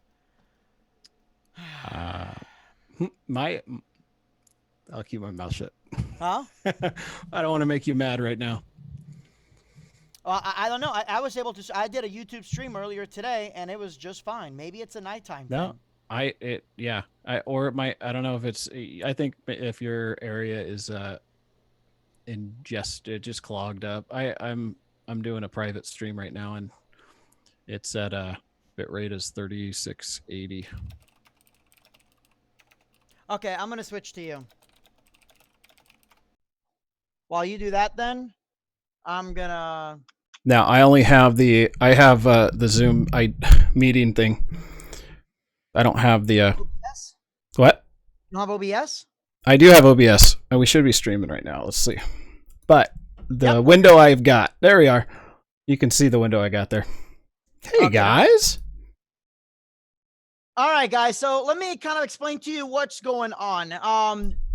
As Mike was messing and trying to get everything online, I was pinging the hell out of the server. I can actually ping to my ISP in 14 millisecond ping, which is pretty damn good. And I'm uploading at 22 megabits a second. However, pinging to YouTube was over 500 milliseconds, and I think that's where the issue is right now. Mike is in California. And in case you guys don't know, so is YouTube. So that might be what's going on right now. Okay, so anyhow, guys, if you could do me a favor in the chat, I'm going to edit the hell out of this once the stream is over to make sure it's all nice and concise. If you guys can go and let us on the chat where everything cut off. But I was explaining about Media Master that it basically allows you to use it in ways that Grand VJ doesn't let you do it. Grand VJ is the ultimate as far as bang of the buck, right? You get some absolutely serious power for less than $1,000. Media Master Express doesn't give you, it gives you pretty much everything except the video mapping. But you can, if you win Media Master Express, you can still get the video mapping add-on. But I still want to kind of walk you through on Media Master, because if you're not going to do video mapping, and let's say you just want to do, just use it for events, for VJing, I personally prefer Media Master because everything is right there in front of me. It also has edge blending. Grand VJ has a very basic edge blending. Media Master is much more advanced. Mike, real quick, while I get Media Master, you want to tell them what edge blending is? Yeah, so basically when you're actually bringing two fixtures together, so if it's projection and you've got two projectors, you slide them together and you start to bring those two and overlap them, what's going to happen is it's kind of like image stacking. Right where they meet is going to be really, really bright. And so if we want to, basically it's just exactly what it sounds like. It's going to soften those edges so that you get a nice smooth transition between the two. And it kind of imperative when it comes to, we used to have to just do it with projection, with the projector itself, and hope that the projector would have that ability. And that was another feature we had to look for when it came to it. Actually, I want to show you what that is. Because I actually have a video of it. So give me 1 second here so you guys can see this. I did an event where it was in an older barn. It's called the Smith Family Ranch. And Mike, you would go nuts. The entire wall is nothing but pallets. So we projector mapped and turned those pallets into a giant screen. They had a well-known band playing, and we just did all the sound for it. I want to show you what that looks like. Hold on 1 second. Yeah, careful of the music. Yeah, you can pretty much hear. Can you see my chat? You should be able to see it. Yes, no? Yeah, okay, you can see it. All right, so. Yeah, bring that music volume down just in case. I'm trying. There we go. Okay. There we go. So you can actually see I took two projectors and they are edge blend perfectly to fit around it.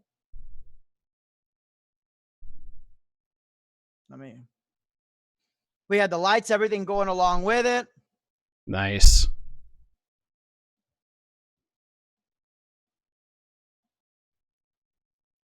And you were able to use what is already there. Your blank canvas was just the wood. Exactly. And it looked so cool. These are the short throw projectors. They were only about maybe 15 feet from that wall, and I only needed two of them. Now, how big have you gotten with a short throw projector? Because, I mean, I know that they're relatively... I did an entire room. And you know what? It was so hard because these projectors, this was several years back. I don't know. Let me see if I have it on here real quick. I'm actually going to have to go to my blog. You can still see my screen. Yeah. So basically with this particular one, we had the 2,500 lumens short throw projectors, and I tried to do an entire room in the middle of the day. It was impossible to map this thing. Okay. It was ridiculous to map it. And you know, it was one of those that I really wish I had your tools DVD at that point, because I had the monogram made, and then I realized, crap, I needed to switch something around last minute. I wanted to get it animated. I didn't have any time, so I just put a simple effect. I'm like, crap, I really wish I had, something where I could have animated right then and there, because I didn't have any templates made. I make everything, ahead of time. And let me pull that up here. This is hold on 1 second. There we go. This is the one that I was talking about that has where I projected mapped everything. I'm sure, I don't know if you can see. Oh man, that's just a small little edge too. Yeah, that's the small edge there. That was all done with one projector, but you can see where I goofed. Hold on. This is the first time I ever video mapped anything, and I video mapped where I couldn't see anything at all because it was so bright coming in, and I was video mapping in the afternoon. But you see that edge right there? Oh yeah. That's where I goofed. So later on, I kind of slapped the second projector in there and filled it in. But that entire wall was done with one projector.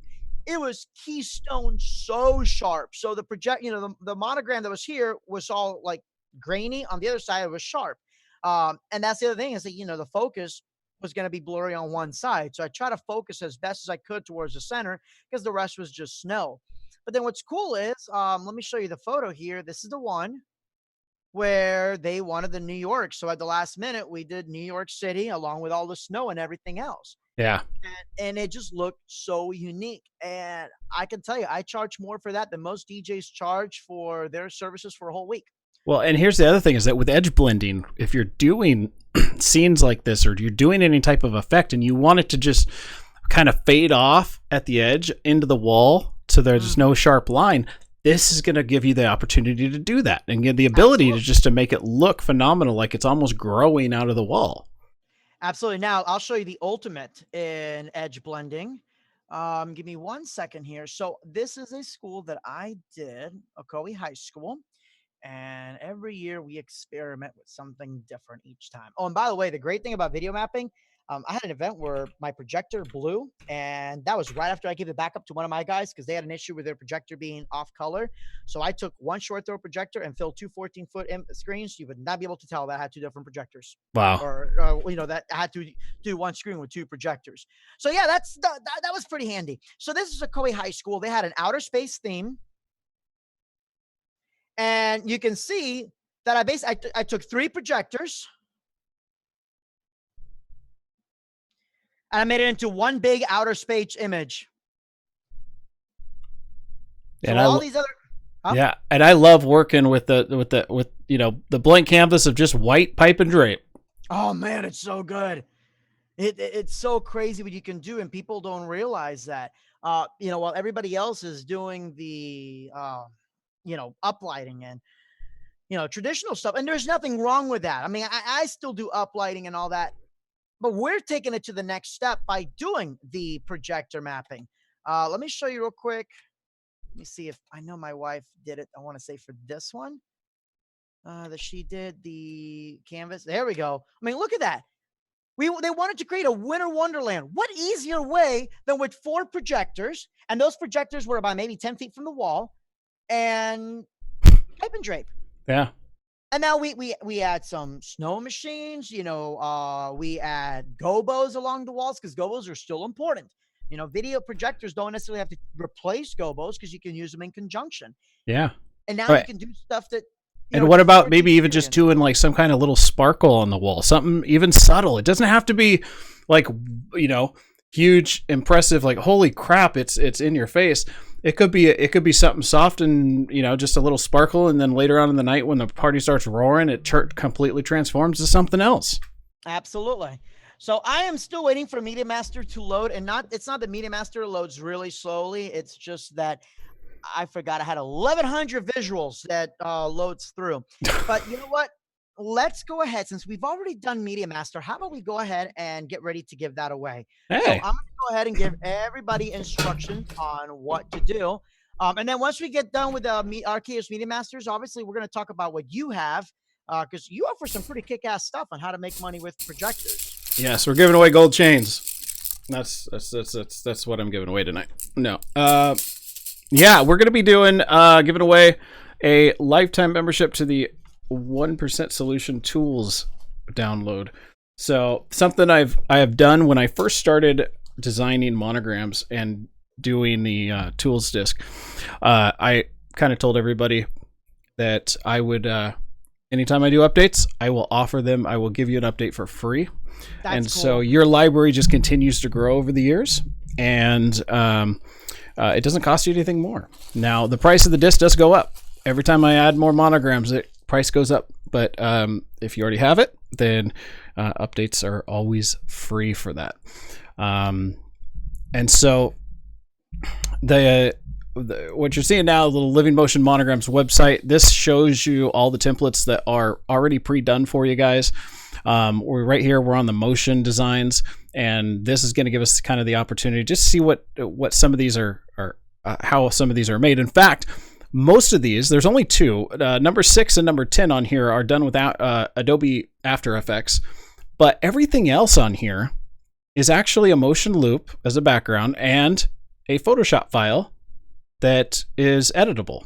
So you go in, you change the names, and then what I do is I just go into Grand VJ and I throw down my background and then take my monogram design itself and save it as a PNG file. I I've never checked. It doesn't play Photoshop files, does it? I don't think it does. It doesn't do Photoshop yet. Right. It does do PSDs. Right. I mean PNGs, excuse me. PNGs. You know what? That reminds me. Sorry, go ahead. I'll let you go. So you just save it as a PNG file. You toss it in there, and then what I do is I just resize the video to fit the area I want. I resize the monogram to make it look really good for that area, and the software itself loops automatically the video in the background to a seamless loop, which is huge. And then if I want to change the background, I can. The monogram can stay up, the whole time. Or I can add just an effect on the monogram design so that the video stays the same. So instead of making my video monograms ahead of time, what I did is I was able to give you guys the tools you need in order to, be able to put those together live at the event if you want. And all you have to do is just, do the design work with Photoshop, before the event, or, I have Photoshop on my laptop. I just do it sometimes at the event if I have to make any changes or want to make a new one. Yeah. And real quick, hold on 1 second here. I'm just, guys, it says type your name one time only. More than once is going to get this disqualified. I'm having to reload Media Master. The other thing I forgot to mention about Media Master, especially if you're a multi-op, it has this thing called Media Hub. Mike, are you familiar with Media Hub? All right. So sounds familiar. Yeah,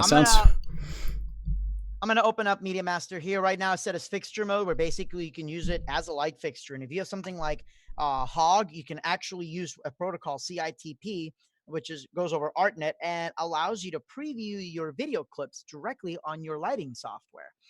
So basically, one of the problems with any kind of, let's say Media Master, and not just Media Master in general, but anything that involves video, is that you're probably going to be on the other side of the room, and it's really hard to maintain, what's on your media server.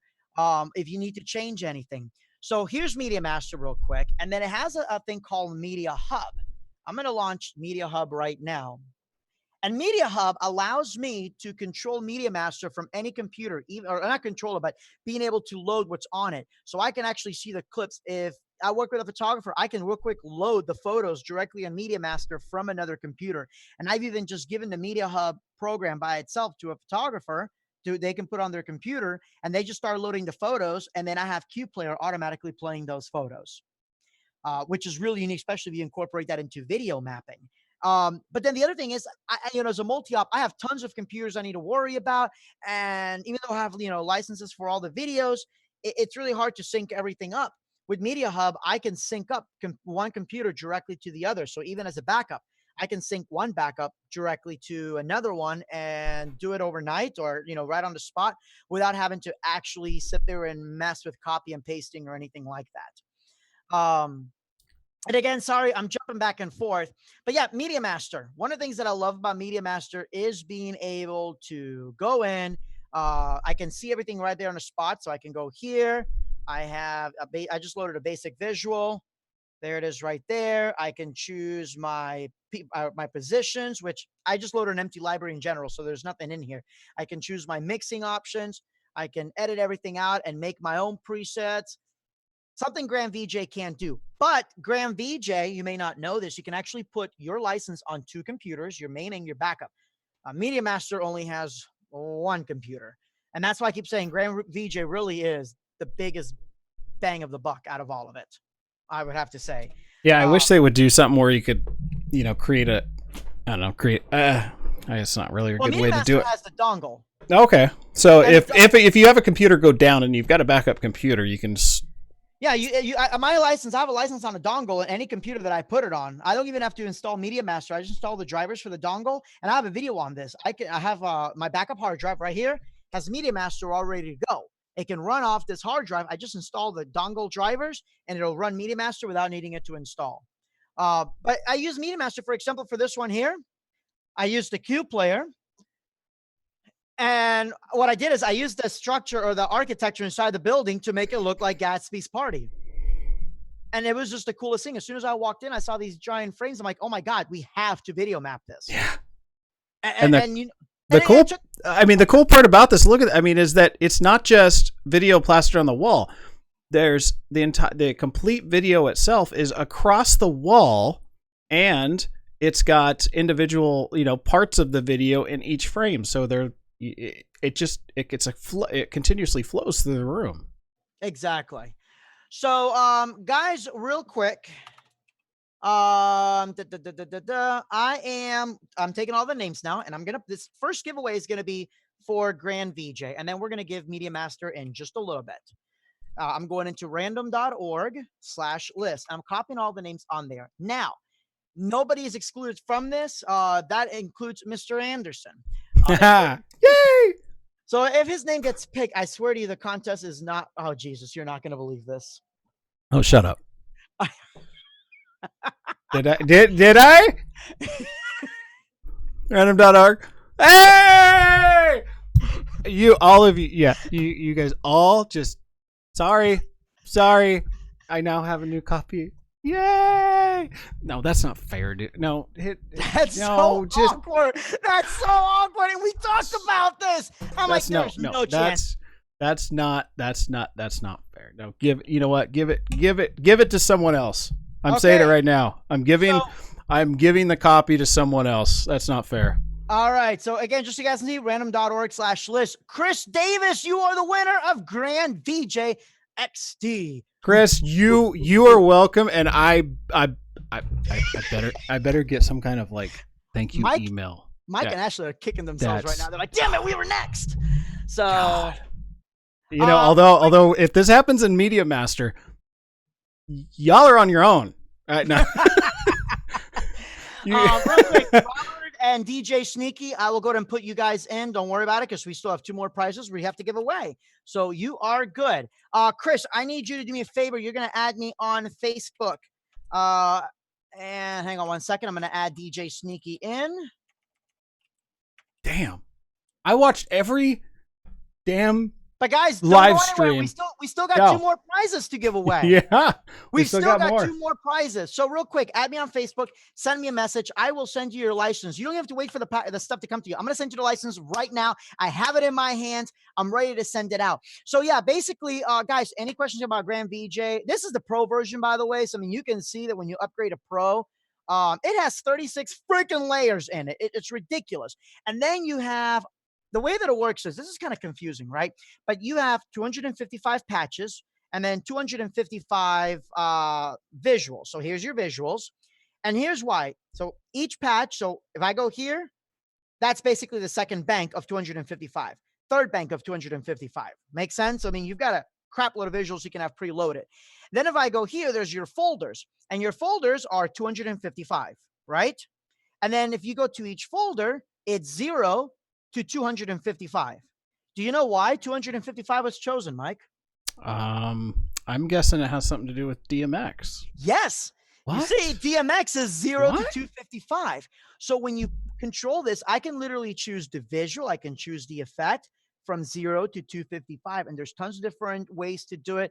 I'm going to do a tutorial on it because it is insanely overwhelming, but it has a new auto patch thing, which makes it even faster. It's just, the software is mind blowing. It really is. There is nothing it cannot do. It can take any kind of video input card you can imagine. So I can go here into just like Grand VJ. This part is just like Grand VJ. If you use like the Black Magic card, if you use the, oh my goodness, the Magewell, Magewell, that's a really good one. Anything as far as video input cards, USB cameras, it'll easily import into here. It's crazy. So let's go ahead. Why don't we just go ahead and give away Media Master right now? Well, so here we go. Nobody will be here for mine then. They're gonna go, oh, we don't. Yeah, tool. That tools is a piece of. That's. I'm gonna hit the randomizer again. We're gonna put in the 2 new names that we have. We have DJ Sneaky and Rubber Ludwig that were not on there before. Rubber Ludwig, gotta love the name. I know, right? Wow, it's Sneaky. DJ Sneaky's kind of. It's a little creepy, I'll admit, but damn glad to have you here. I had one guy's DJ Pudding like the food you eat with IT. I'm like, nah, that's creepy. You can't work for me. Mike, you're not gonna believe this. No, I'm just kidding. Oh god, the winner. Holy crap! And you know what? Good for him, because he's been tuning to every stream so far. Matt Christensen. What? Matt, congrats, man. Whoa! Media Master freaking Oh. Express. That is. I am jelly. I'm jelly. Matt, I feel like I'm at the Home Shopping Network, Yeah, and like somebody just bought the last items. Like, whoa. Matt, I'm coming to your place because that's insane. That is, Matt, congratulations. Seriously. And now we still have one more prize. Dude, this is so crazy. So many prizes. Like the people that tuned off because we were having issues, they're regretting life right now. By the way, you just had a bad stream about 15 minutes ago.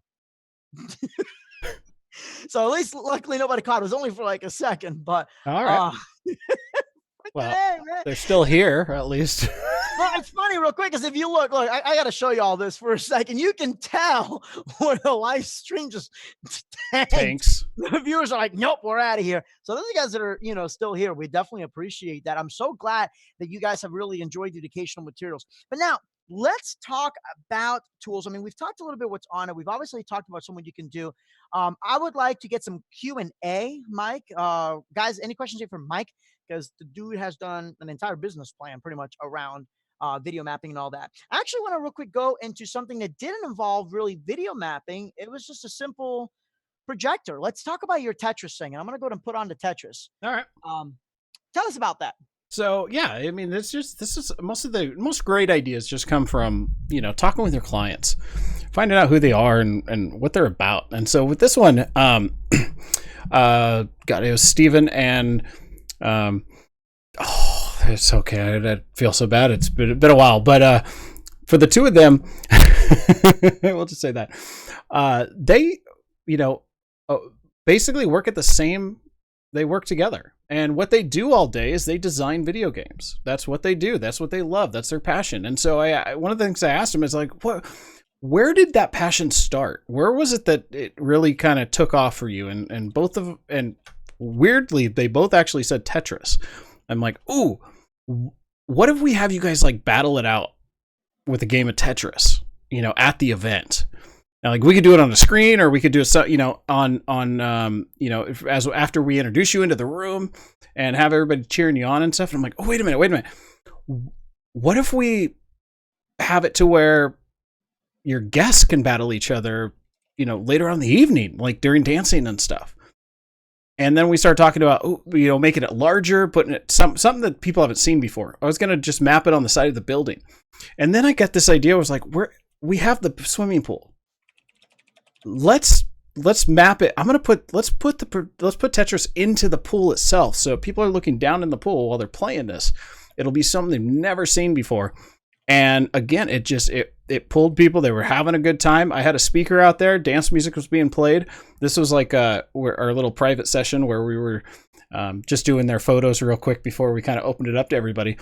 But the dancing was just inside. We had enough people where people were dancing by the pool and dancing inside as well, just having a great time. And it was one of those things that really fit the couple.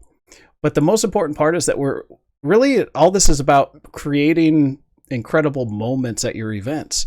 It's not about the equipment. It's not about the projectors. It's not about all that stuff. It's how can we hide as much of this stuff as possible just so that we can add to the atmosphere of the event instead of just the, overall gear that we're bringing to the event. Absolutely. So, and I kind of froze it on this one because this right here says everything. This is something that nobody's ever going to believe that, first of all, a DJ or a DJ service did. I mean, we're obviously now more than just DJs, but essentially that's pretty much how a lot of us really got started. But I mean, my goodness, there's professional decorating companies that aren't even touching this. This photo does something that nobody else or nothing else can do, and that's it makes you stand out. Everybody else, my God, if I go to one more DJ website where it shows the couple and they're dancing and the photo slightly tilted because the photographer doesn't know how to shoot straight and it has the people in the background all blurred, and then it says in big text, congratulations on your upcoming wedding. If I see one more of those, I'm going to puke. I guarantee you that if somebody, were to create something like what you did here and put that on their website or their promo materials, that's going to bring up questions like, what is that? How did you do it? Is that a swimming pool? And for us, we take that for granted because it's a projector on a swimming pool. But like you said, it's not about the projector. It's not about the software. It's what you did with it. And people don't think about that. It looks incredible. So major kudos for that. And obviously having your big watermark here so nobody tries to steal the photo, because that seems to be what DJs like to do best. Yeah, and the main thing, honestly, the reason I did all this is because, you know, the photographers took a lot of time and effort in capturing some of these images, and you know, for me, it's protecting some of my ideas, but at the same time, I'm kind of protecting the photographer's work, because right now I don't know if this, you know, this could be a photo that the photographer ends up wanting to use for a national, you know, magazine. Absolutely. And national magazines won't touch anything if it's been, you know, sent out there on a local level. So yeah, it's kind of there to protect them as well. So let me let's kind of jump back, because I'm going to show everybody a brand new feature. You know what I'm talking about already. Oh, yeah. And you know, this is just so cool. So guys, as you know, you can do the edge blending where you take the two projectors and blend them together, or you can do the video mapping. Beforehand, you really couldn't do edge blending and video mapping at the same time, meaning you stack multiple projectors together and then you can do video mapping. And part of the reason was because the company had a patent on it. It was very expensive to do. Except now Arkaos has it. Now this is the same. This is the same mapper that's also available in Grand VJXT. This is not out yet. This hasn't. I don't even know when it's going to come out, but they've been talking about this for quite some time. I showed this off at InfoComm, which is why I know I can show it off online. And it was huge. I mean, there were so many LDs have been doing this for years. And by the way, those of you that are DJs, LD means lighting designer. You know, when you have professional video people, they were crapping themselves over this, because you're talking to software under $1,000 that has edge blending and video mapping. But one of the things that we like to do is, you know, as DJ especially, we like to hang on to gear and use it for as long as possible, which is a problem for projectors. Mike, I'll let you jump in. Tell them why is it an issue when you're using an old projector and a new projector together? Well, first off, you got different types of bulbs. You have different brightnesses, but you also have like different contrast rate. Everything's different about it, man. It's just the coloring, the texture. That's it. God. That's it. It's a pain. And I've done it before. Or actually, I've even bought two projectors that are the exact same type, and one just came out warmer than the other, and it pissed me off. But now with this, I can actually go into my gamma, which is, I don't want to call it a brightness and contrast all in one, but it kind of sort of is, I guess, in a really ghetto way of saying it. But I can actually unlink it and even correct the color per projector. So now I can take, if one projector is slightly different than the other, or even the bulb, because guys, the bulbs need to be around the same age. It's kind of like tires. If you have one bulb that's newer than the other, there is going to be a performance difference. But now you can fix that. But now look at this. I can even do the full geometrical correction, which on Media Master Express, your correction isn't just four corners. I could even just take, without having to go into the mapping option, I could even just do full geometrical correction and do like one of those funky shaped screens. But with the mapping, the new mapper, I can do geometrical correction, I can do edge blending and video mapper all in one, which I'm a big fan of. And there's another feature they're adding on later on. I can't tell you about what it is yet, but it's going to be mind-blowing, and you guys are going to crap your pants. Also, I'll give you another, it's not really first because I've announced this a long time ago. It supports ArtNet 3. And ArtNet 3 basically allows you to use an ArtNet node that's not a 10.2 or 2.2. You could even do a 192 or DHCP, which basically means plug and play for those of you that are not really heavy into networking. It's as close to plug and play as you get. This is the Airstream Bridge DMX. The new version of Airstream software that's available free for the current box allows you to use this as an ArtNet or streaming AC endpoint. So you can use this as a wireless universe with your Martin software, Hog, MA, CompuShow, even My DMX. But it supports My DM or ArtNet. So I can actually connect this to the LED mapper. And I've done this before. I did a video where I hooked several of the ADJ dots and I set them in 3-channel mode. I connected them all to here, and I wirelessly controlled, I think it was like 30 of them, just using Media Master, and they went along perfectly with the video. How cool is that, Mike? Nice. No DMX software needed. Just this box and Media Master all built in. I'm telling you, it's freaking awesome. Love it. I want that. I want that for just doing uplighting and stuff. And God, well, yeah. Can you imagine if you get the uplighting to go perfectly with the video? And I mean, it's just things that people aren't currently doing. So let's go ahead. We've got some questions. Wow. We've got some, we've got quite a bit of questions here real quick. When that is coming out, yeah, it's definitely going to come out, to my knowledge, this year. But guys, it's a free update regardless. So it will be part of Media Master 5. It is absolutely worth getting Media Master or Grand VJ. It'll be part of both. So get it. You will not regret it for sure. Let's go to Mike. You've got a lot of questions coming in. Some from even last stream. First of all, what is your preferred method of using projection and lighting together, Mike? Main thing is just getting those accents. So when we're doing, say, monogram design, or I bet the best way to kind of present it is just, I want to be able to continue that image. I want to be able to continue that artwork around the entire room. So I don't want there to be harsh lines or harsh. So if I'm doing, say, the video we were showing, the mapping with the snow for the ABC event, I had blue uplights that kind of wrapped around the entire room. And so that just kind of continued that theme, and it just gave us nice soft, it kind of enveloped the guests in that overall atmosphere. The other thing I absolutely love to do when it comes to, like, with the lighting itself and with the projection, is changing the background. Whether it's just the color, if I've got a blank canvas, I can make something as simple as, the design itself, like, look like it grows out of the wall, and, be able to change the background of it just with, fading lights up and having them, fade across the wall itself. Is there anything that you've done at your events that you've kind of used as a combination? Because actually, I do. I'm going to pull that up right now. Hang on one second. Because I don't.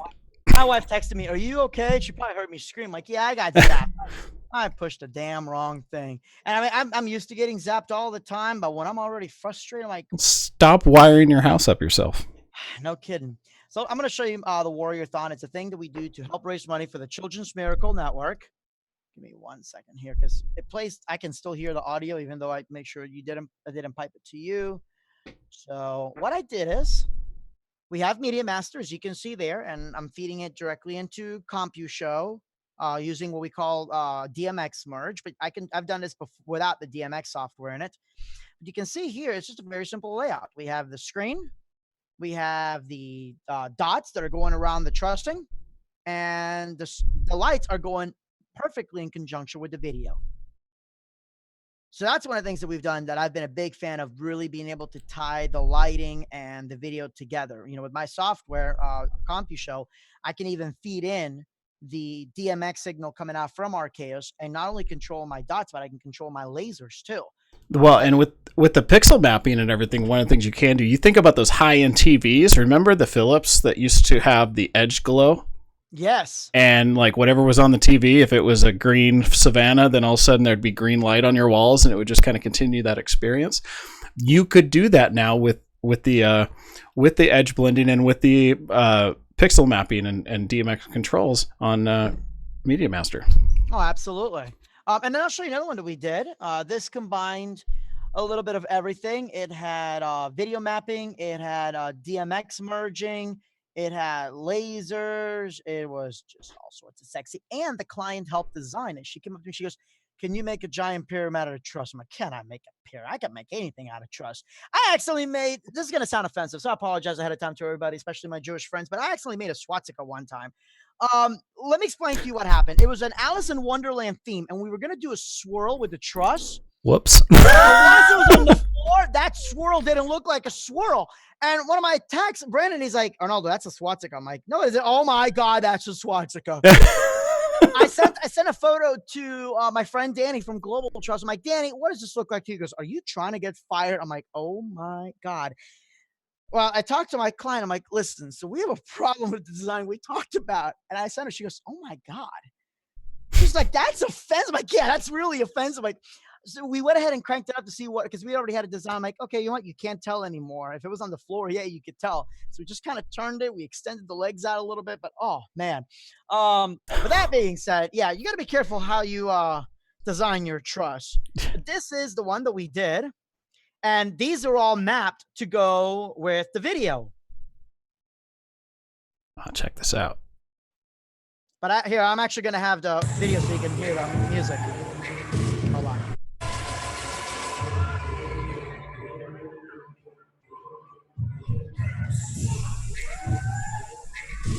I'll be your hype man. Somebody scream! And then I want to find one that shows you real quick. Here we go.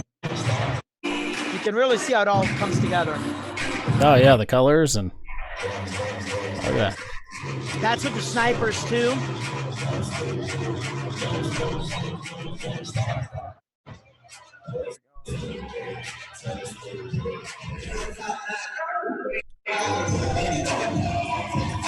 Here we go. This is my favorite one. They want it to look like Lollapalooza.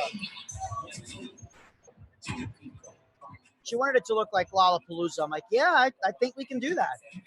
So we didn't even do pipe. I mean, we have pipe and drape for the actual center part, but the rest is all video screens. Wow. We decided to make like a giant, like funky figure in the center out of the. Those are all dots matrix. I mean, insanely bright. But yeah. It was definitely something really unique. So let's go to the next question. We're going to try to blaze through these real quick. Yep. Hold on, my goodness. Now I'm getting tons of questions about swastikas. No, we don't. He doesn't know anything about swastikas. No. Just we know they were a peace symbol before Hitler messed it up. So, but it's still, you got to be careful. There's some things that you don't think about of what a truss design can look like.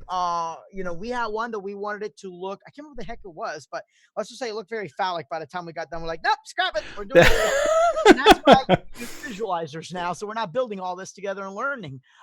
So real quick, the projectors they used at the ABC meeting, what lumens were they?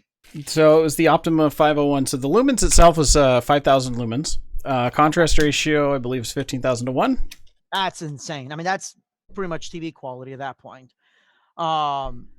Let's talk about your projector. Do you have that on you? You have the most badass projector in the history of projectors. Guys, if you go on Gear It First and search projector, or just search my name, Arnaldo, and projector, and you will see Mike's really cool projector. Do you have that on you by any chance? The mount? Yeah. Oh, yeah. The projector mount. And you can go here. I'm going to turn off my screen share. All right. So let's see if we can make this to where you guys can see it. So basically, I'm in reverse. This is the X2 projector mount. And the whole concept behind this is just to make life easy for you. So number one, we've designed it with a quick release plate. And so this plate itself is designed to where it will permanently just attach to your projector. Nice and firm. Very, very soon I'm going to be having the measurements up there because I'm starting to run into a couple of the cheap projectors that are really, really oversized and big. They, for some reason, don't fit on here. They're just the mounting holes are too wide. But so far I've only ran into about 2 projectors in total that don't actually fit on this thing. So this mounts to your projector. And so when connection. Just kidding. The what? Just kidding. Sorry, I read it wrong. My bad. Go ahead. So this mounts onto the projector, and then when you get to the event, all you have to do is pull your projector out of your bag, and you can see how thin this thing is. So, as you know, it will still fit in your bag. And the mount itself just basically uses one of the screw tripods. And some projectors like Vivitech, you don't even need that. Right. You can use the little. The smaller projectors, the lighter weight projectors, you can actually just unthread the mounting plate, the smaller mounting plate on here, and thread it right into the projector. And so you just slide it on. It's got a quick release button on here that basically prevents you from letting it slide off too early when you're pulling it off or putting it on. And then you've got 2 tension knobs on here. And so you just loosen each side up just a little bit, and that gives you the movement in order to go in any direction, including 90 degrees straight down. And so yep. One of the few projectors I've used that can do 90 degrees straight down. So, I mean, I've even used it for my DSLRs, for my GoPros. It's a hell of a mount. The fact that it can go on speaker stands, it can be hung from clamps. It's insanely versatile. Well, and the big thing about this is that these new ball mounts that we've had made, These are the larger ones. These will actually hold up to 30 pounds. Oh, wow. Yeah. Real quick, Marvin asked if the mount itself is universal. He'd like to see if he can upgrade the ball mount. I'm not quite sure what he means by that, but is your mount universal? I'm not sure what he means universal with what. Yeah, I'm not sure. It depends on if you're trying to upgrade the from the X1 that I had to this one, then yeah, there are some things we can do. If you're trying to adapt this to a different ball mount or a different mounting projector mount system, probably isn't going to work, and I probably wouldn't want you to do it anyway. Just because of this thing's made of steel, and the top plate's aluminum, or no, the top plate's now steel as well, because we don't have to worry about weight on it. So and everything's welded together. Yeah. When we have other pieces and parts that are kind of cheap and associated with it, then I don't want your projector to fall off of it and have this blamed. So somebody asked about projectors not falling, and I was kind of hoping yeah, there we go. Here's an event that I did, and I was worried about people bumping into the projector. So what I do personally, like here's basically the end result. This is just with one short throw 3000 lumens projector. And even with all the lights in the room, I mean, it was still insanely bright. And then I sat there and mapped everything. And then they put all the gifts in the front. But I personally like how that turned out. But what I did is we took a pipe and drape stand, and I put your mount on that pipe and drape stand. There we go. Nice. Okay, you can see the pipe and drape stand right there. Hang on 1 second. I guess it won't let me zoom. Hold on 1 second. There we go. I wish I had thought about it. I would have just brought it, but there it is there. And I even mounted 2 more lights on there. I mounted 2 of the 5Ps, the ADJ 5Ps. I used actually, what the heck did I use? I don't know if I think I just used a regular Global Truss rounded base plate, and I put the pipe and drape mount on there. Put a couple of sandbags. You can actually see the sandbags mounted in there, and that was it. I did worry about somebody bumping into it. That's why I have it close to that, whatever the hell this is, a column. And right. I used tie line, which is the little black, rope almost, to tie it on there to keep it still. Little parachute cord. Nobody bumped into it. Nice. So, and yeah, I mean, as far as guys, the reason that I like Mike's projector mounts is that I've had, actually, I'll show you the big one. I had an event I was supposed to do rear projection for the center ball, and you want to talk about being, I don't want to say underprepared, but really having to come up with a last minute plan. Let's talk about Winter Park's 2016 homecoming. Your projector mount saved the day, Mike. Nice. I'm going to tell you why. So you can see right there, we have the video mapping on the pipe and drape. It's an around the world theme. And then we have the big center earth projector map there. That was supposed to be done with a short throw projector from a few feet away. You see that basketball hoop basket thing right there? Goal? Yeah, my God, I'm a sports person. Yeah, go team. Sorry, I had to bring one. You see the basketball touchdown there? That is not a motor. That doesn't even move. And I did not know that until I got there. I'm like, what? I had no way of getting the freaking. So I'm like, okay, we got to figure it out. So I had to use a short throw 3000 lumens projector to hit that. That projector, by the way, went from this end over here where the pipe and drape was all the way there. I technically could have mapped the whole thing from that one projector, but I only needed to focus on this earth part. So it was a little bit, not want to say pixelated, it was skewed, and thank God that, Media Master has that option that I can fix it. But yeah, I used your projector to hang it. Nice. And with your with the mount, I mean, dude, not only do we have a serious amount of base, but we had a bunch of students jumping, 1,500 students jumping on a wooden floor. So that truss took some vibrations. And you know what? It did not move one bit. Lights moved, Gobo projectors moved, but not your mount. Nice. Your mount is some serious stuff. And guys, I'm not just saying that because he's here on the show. You guys know I don't endorse a product unless I stand by it. And that projector mount kicks ass. That is by far the best projector mount I've ever used. Love it. Appreciate that. You guys don't have one, you need to get it. Yeah, it's awesome. And how much is the projector mount, by the way? So it's $149. There's only one place you can get it, which is at livingmotionmonograms.com. And there you can also see Arnaldo's review on it as well, under equipment suggestions. Or go to, just search through his channel for the, it's somewhere on there, right? Absolutely. On Gear It First.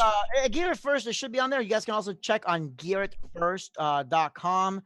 And if you guys are not familiar with my channel, you definitely should be. It is the greatest thing ever. There's also the website, gearitfirst.com. But all you got to do is go here. You could even search right here on this little hourglass. And you could search projector. And then if you click it, it will show you Living Motion Monograms projector mount. And I specifically wrote, this projector mount kicks ass. So, and I specifically told you that when you showed me that, because I remember it was a Mobile Beat. No, DJ Expo, when you showed me that, and you're like, I got something really cool to show you. I wept. I'm like, this is beautiful. Yeah, and it's we kind of continue to make it a little bit better and better, and there are imitators out there, but every time they come out with something new, we come out with something that's also new and stronger. So you can have something that'll barely hold the weight of your projector, or you can have something that's going to keep it safe. Your choice is yours. Even with a projector mount as good as that, you need to use a safety cable, and every projector has a way to attach a safety cable. Yeah. And if you have this mount, by the way, if you have this mounting plate, it just screws right into your the projector itself, then you can actually attach your safety cable directly to that plate, and then around your trussing or around another part of the mount as well. Yeah, it is very cool. I'm a big fan of it. And guys, remember, you can mount it to more than just truss. You can't put it on your speaker stand adapter. You could actually, with the new K&M stands. Oh man, those K&M stands are ridiculous. It'll mount on there. It's nice and secure. You're good to go. I've mounted it to pipe and drape. The pipe and drape stands. It's a good projector, and it's more than just a projector mount. Again, it uses a standard tripod. So you could use it for your GoPro. You could use it for a DSLR. It's pretty handy to have. I want to real quick find, oh my goodness, give me 1 second. There's one more thing that I want to show, because somebody asked about like the laser and the LED projectors. And I have the little LED projector that I used for the Brookstone LED projector. It says 100 lumens, but that thing is more than 100 lumens, because I have like a 400 or 500 old ass projector, and it's still brighter than that. But let me pull this up here. I have to show you this. This is so freaking cool. If I have the video on here. But basically, I have my DOTS T-Par. I put your projector mount on top of the DOTS T-Par. Let me share my screen again here. Share screen.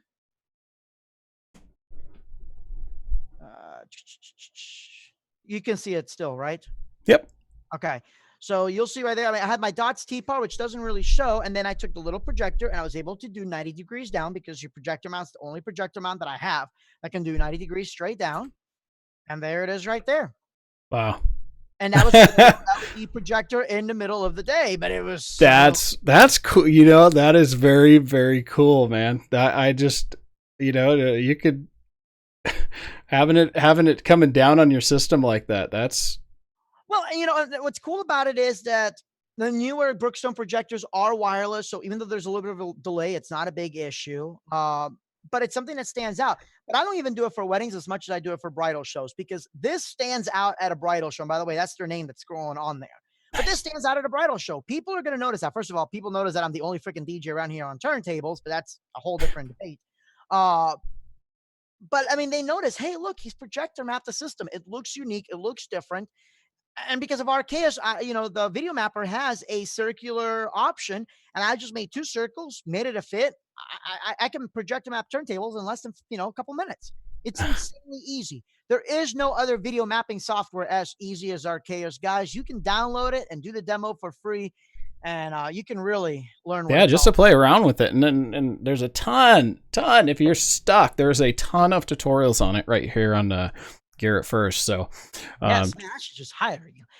Your voice sounds better than mine anyways. By the way, before we do the giveaway, let me blow your mind for a second. Did you know that we would never actually know what our voices actually sound like for real? Because we're hearing our voices inside our heads. So we're hearing inside basically the echo chamber. And if you record it, even a recording isn't exactly 100% accurate. Hmm. So we'll never, that's why, like, for example, on photos, you know, you ever take a photo and you're like, man, I just don't feel like, you know, photos look right, because every time we look at ourselves, it's always as a mirror. Yep. And if you take a photo, that's the only way you look at yourself, not reverse. So the way that I've, you know, or you or whoever, you always look at yourself in a mirror image. So when you actually see a photo, you're like, oh man, I don't look right. Well, Sorry, that and the fact that I can't have mirrors at my house. Why is that? It's Freaks you out? it's a long story. I also can't go out during daylight. But But we'll save that for another stream. all right. So how about we do the giveaway? Well, I want to show them what they're gonna get. Absolutely. I'm actually gonna you know what? Let's make sure I didn't miss any name while you have that. No, I have all the names copied in. I'm gonna share. Yeah, let's see if we can share my. Yeah, you can share your screen. Desktop. And then while you share your screen, actually, I'll just go to punch it in on my random.org. And here we go. Oh, that's so cool. Okay, here we go. Hey. All right.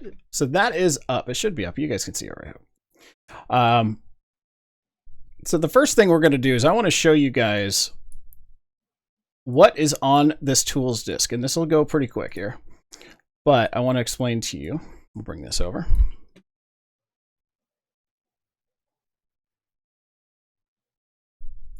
Da, da, da.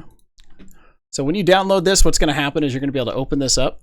And first thing you'll notice is that there's going to be a little video guide here that'll guide you guys step by step on how to use this and install the fonts and all the fun stuff for it. There's a couple things though. This is a tools disk for volume 5 of the 1% solution, how'd they do that?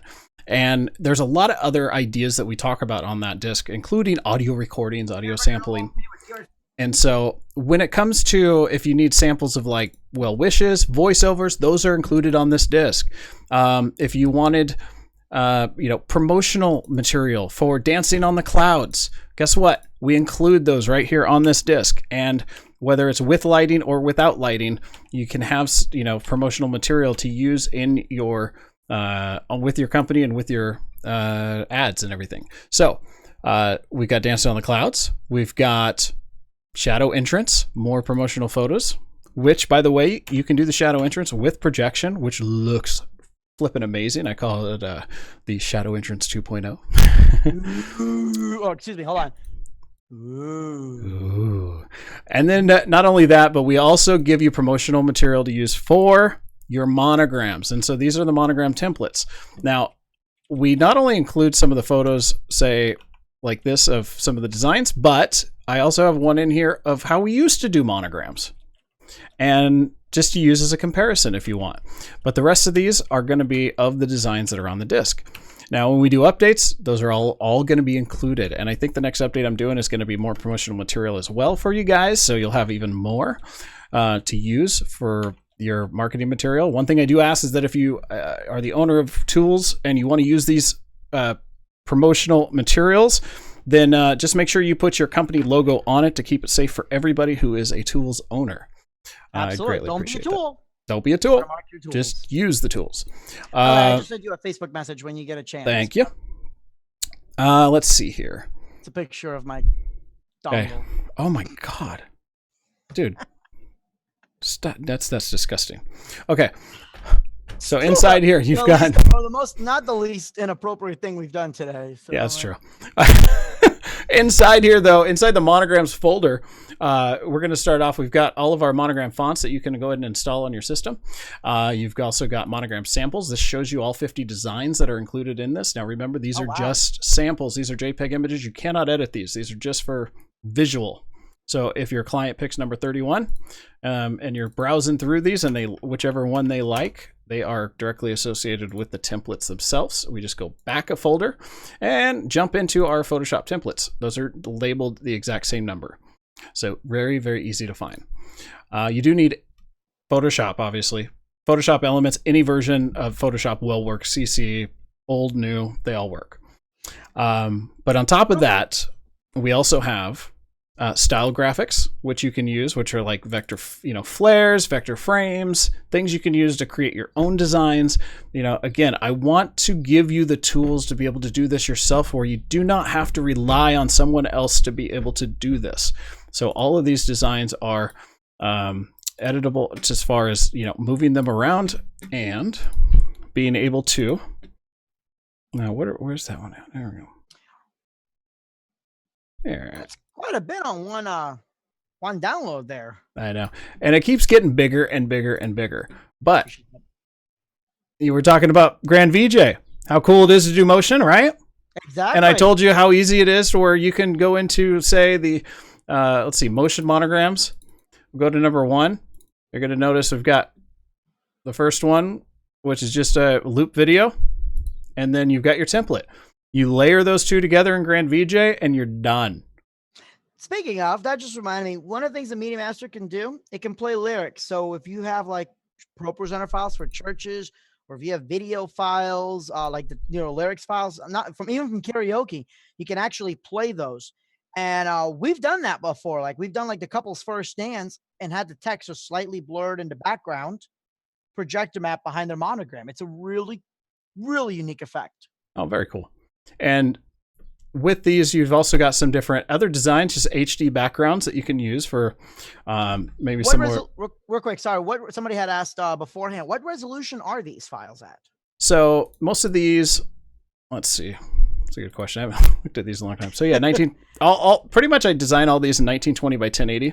Okay, and cool. then what I try and do is usually I'm trying to get 1920 by 1080 and at like 300 DPI, but usually 300 DPI is not really necessary, but it's just there as a kind of a backup. But absolutely. Real quick, Mr. J Funk Sanchez asked if we do wireless connections for Arkaos to the projectors. If you have a really, really good wireless system, because there's a lot of bandwidth that's going through 2.4 at that point. It's not like audio or DMX. Video's heavy, which blows my mind that the freaking Wii can do it over Bluetooth, but but Wii's not HD. Wii's not HD. Well, technically no, but the screen is. I mean, it outputs. What is it like? 7. Yeah, it's basically 720. It's not HD, but it's 720 HD. But still, it just blows my mind that you can do it through Bluetooth like that. And Bluetooth doesn't have. It's BLE too, Bluetooth Low Energy. But there still isn't really a very good wireless solution. At least it doesn't buffer. Like if there's music attached to it, I wouldn't do it. I beg to differ, sir. You have one with no latency. I have religiously used the HD flow system for years. Okay, everybody write this down because I learned something. Damn, I need to subscribe to my own fucking live streams. HD flow, the HDS 200 is the old system that is what I used for years and years and years. The new one that they came out with is the HDS. It's peerless, PEERLESS.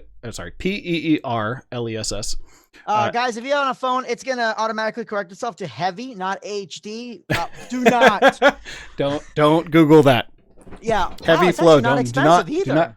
No, they're pretty inexpensive. Plus, one of the things you can do is one transmitter can be sent to up to 6 receivers, but all 6 receivers will have the same video on them.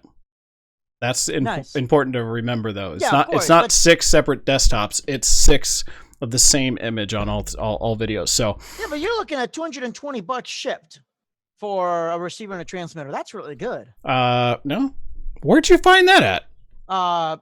B&H, Amazon. Really? Yeah. So HDS 300. What are you looking at? I don't know. Well, this is the HDS DL 100. My bad. Oh yeah, no, don't do that. Okay, that's a little different. HDS. No, people have used that. It works great too. The new HDS 300. And a really cool part about it is that they have an HDMI in on it, but the transmitter itself also has an HDMI out on it for monitoring. So you can go, say, into the transmitter and then out of the transmitter into like a small monitor for just being able to see what's on the projectors if you can't really see the screens you're projecting onto. So it's but when you're using it though, first of all, is it 2.4 or 5.4? It basically creates its own network. I have to look at the specs Because if again. it's 2.4, have you tried it in a place? Because I'm in Orlando. I do a lot of stuff in Disney, and there's like a million different Wi-Fi networks. Right. Like Infocom alone, when we were at Infocom, just in our booth, there was 170 plus Wi-Fi networks, like in the radius that it detects. So I'm really curious because I've had other 2.4 systems, and it's not that they drop out, but they delay it themselves. They buffer out. So it's not like the image holds steady, but it delays by 5 or 6 seconds. So if I move like this, the video moves about 3 seconds after, 3 to 5 seconds after. You haven't had that issue at all? I haven't had that issue at all. I really haven't. And I've done this, it pretty consistently up to about 100 meters. Awesome. And it basically, regardless of what's out there, it creates its own connection between, Wi-Fi connection between the two boxes.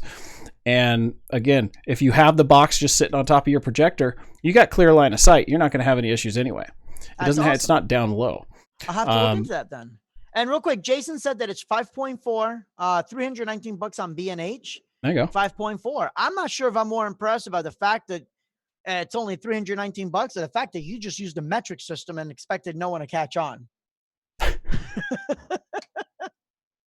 You're like 100 meters. Huh. Wait a second. Wait. That's the only metric that I know, which is sad. So you said the HDS, you said 300? Yeah, the new one is the HDS 300. I think the range is a little better than the old one. I'm going to give that a try. So, hey, there's the answer for that. Otherwise, I've just been using, I use Cat 5 for everything. I've given up buying individual cables. Now I have Cat 5. I mean, there's even Cat 5 to RCA connectors. I'm like, well, hell yes, Cat 5 to XLR. I can run 2 speakers off one Cat 5, actually technically 3. Like, why do I even bother running XLR anymore? Cat 5 is the future, and I do Cat 5 to HDMI. I have passive and active converters, and I've had pretty good luck with them. Well, the cool thing is that if you run into a situation with video where, with these boxes, if you run into a situation where you're having a problem with Wi-Fi, you can actually use the boxes as your H10 or 10 base T or whatever, H base 10, whatever it is. But yeah. You can connect the two boxes using just Cat 5 cable. Awesome. So, and by the way, Mr. J Funk Sanchez, if you looked it up, I guess the latency is 40 milliseconds. That's really damn good for wireless. Yeah, that is awesome. Coastal Event Lighting and Production says he just had his Peerless HDS 300 delivered today. Look forward to hearing how it works. And speaking of Coastal Event Lighting and Productions, Michael Gardner, guess who the winner of your super awesome kick-ass high-five tools prize is? No, it's not you. Oh no, is it no, me? That would be great. I was like, is it Michael? Because I think he has it. Does Michael have it? I don't know, Michael. I think he Michael does. Did he win? Yeah, he won. Wow, nice, Michael, if you if you already have Volume 5 tools and you want to give it away to someone else, let us know in the chat. If not, no worries, no pressure or anything, man. I definitely appreciate it. Maybe we have can someone. Pick somebody else. We can go down to the next one. We've got a couple different people here. Hey, he smiled in chat. Okay, that's good, but that doesn't answer what we asked at all. So. Yeah, and one of the things you can... yes, you have it, or yes, you don't have it, and you're happy you won. DJs, we need to discuss this communication thing. You know what? You've met Michael in person, right? Gardner? Yeah. Yeah. Is he not like one of the most, like he makes you feel like a rock star when he comes up to you, doesn't he? Oh, 100%. Yeah, Michael, you are awesome. You are awesome. Real quick, Johnny D, and for those guys who don't know, Johnny D is the man. Johnny D is the guy that I reference when I hear DJ say, I have to retire from DJing. No, you don't. Johnny D is still doing what he loves. And what he does is, he runs the production side of it. When he said, you know what, I don't want to DJ anymore, he runs the production side. It doesn't matter what age, and I said this before, it doesn't matter what age you guys decide you want to be a DJ. For me, I know that once I hit 50, I can't do school dances anymore. Heck, even 40, no one's really going to want to market me for school dances in that sense. But I'm still going to run this out of the company. But Johnny's productions are off the chart incredible. I mean, not just the gear that he brings out. Every time Johnny posts a gig log, he pretty much does gear porn for all of us. But Johnny's company is legit. He is the true definition of a mobile production company that can do various events of various types. And he's done it in a way that I think all of us could emulate what he's done and being able to achieve that plan too. So Johnny's awesome. But anyways, he says, I forgot what I was saying because I was there gushing on about him, that bro crush. Johnny D says, we have the Peerless units and they work fine in an empty room. Fill the room at corporate with iPhone and iPads and they get dropouts. And that's always been my fear, again, with 2.4, but 5.4 may be different. Johnny, which Peerless unit do you have? Would love to hear that too. Yeah, definitely. Because they have, so yes, each Michael unit said, also has a couple, two different bands of frequency that you can use and switch over to. yeah. So, and real quick, going back, because now everybody's talking about when they turn 50 and all that. You know, I'm a big believer. I mean, Mike, do you know if you're going to retire or when you're going to stop doing this wonderful DJ thing? By the way, your video that starts with POR is showing, so you might want to be careful. I'm just kidding. But have you decided? Are you going to do what? are you going to do like an exit plan as far as, is this what, you know, are you going to like sell the company off? Have you thought about that? Are you going to stick to the production side and hire a DJ? What's your strategy? I just love doing it, man. Because here's the thing is that the reason I started Living Motion Monograms was I've got a couple different support factors for DJs. Number one is that, you know, it's just the training is guiding them to be able to, you know, be able to do this themselves. Number two is to have the resources to be able to sell monograms to their couples. And that's where I designed, you know, this website, which is, you know, pickmymonograms.com. This is one that they can use and send their clients to and have them pick out the design they want. So if they have the tools disc, or if they don't have the tools disc, they don't really know how to make changes to them yet, and they're still learning, then they could still use this site and they go, their clients come here. There's no branding. There's no pricing. They just go and find the design they want, design 27, or, you know, if they go into Motion Monograms, then they pick out the one that they want. Hold up, slow down. Is that a Zelda? Sorry, but let's back it up there. Oh yeah. Sorry, go ahead. I was like, whoa, that's really cool. But go ahead. My bad. Yeah. So that was another custom design that I did for one of my events.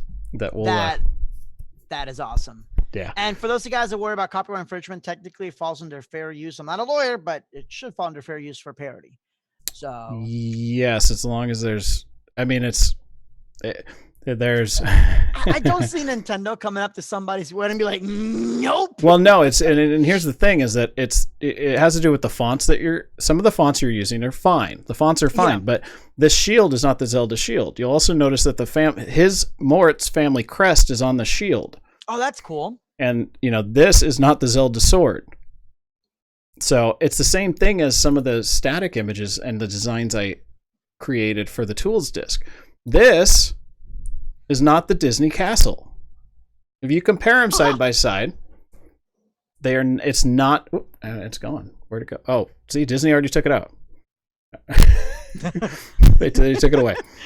But that's not the Disney castle. And I made sure that it wasn't when I created this. The font itself is one that, you know, you need to, you know, it's not like a Disney font, but you know, people are very creative when designing these fonts. So absolutely. And real quick, I actually wanted to go back there. Someone wanted to pull up earlier. I'm going to share my screen, take over yours if you don't mind for just a second. Yeah, go for it. One of the other great things, again, let's go back to video mapping for a second, just really thinking outside of the box, is I had an event where they wanted to basically do a haunted homecoming. That was the theme. And they wanted to replicate some stuff from Disney's Haunted Mansion. Mike, what's the number one projector mapping that Disney's always done that everybody knows about besides the castle? Oh, the talking heads. Yeah. So that's what we did. So I bought these little cheap mannequins and I told them, look, I'm not going to charge you for it because I want to do this. I want to do this so badly. I'm going to do it for free because I wanted to experiment. It could be great or it could be a total flop. So I just bought some basic of the heads that you buy, you know, when you're cutting hair and stuff. I put spray paint on it. I let the spray paint eat through it, so it would kind of look a little bit more authentic. And then I filmed the teachers singing Grim Grinning Ghosts. And thank God for, was it Prime Cuts? I can't remember who it was that had that song in their Halloween collection. So I'm like, yes, I can use it, as you know, since I'm playing it at a private event. But anyhow, so we had that, and I'm gonna real quick show it. We recorded the teachers lip syncing to it, and we played it live with the song, and we used the time code. Because you're I don't hold on, I'm about to log it in. There we go. Go. I was gonna say I was on my. Check this out. This is so cool. We did it with 2 projectors just because I wanted to avoid the shadows from either side. But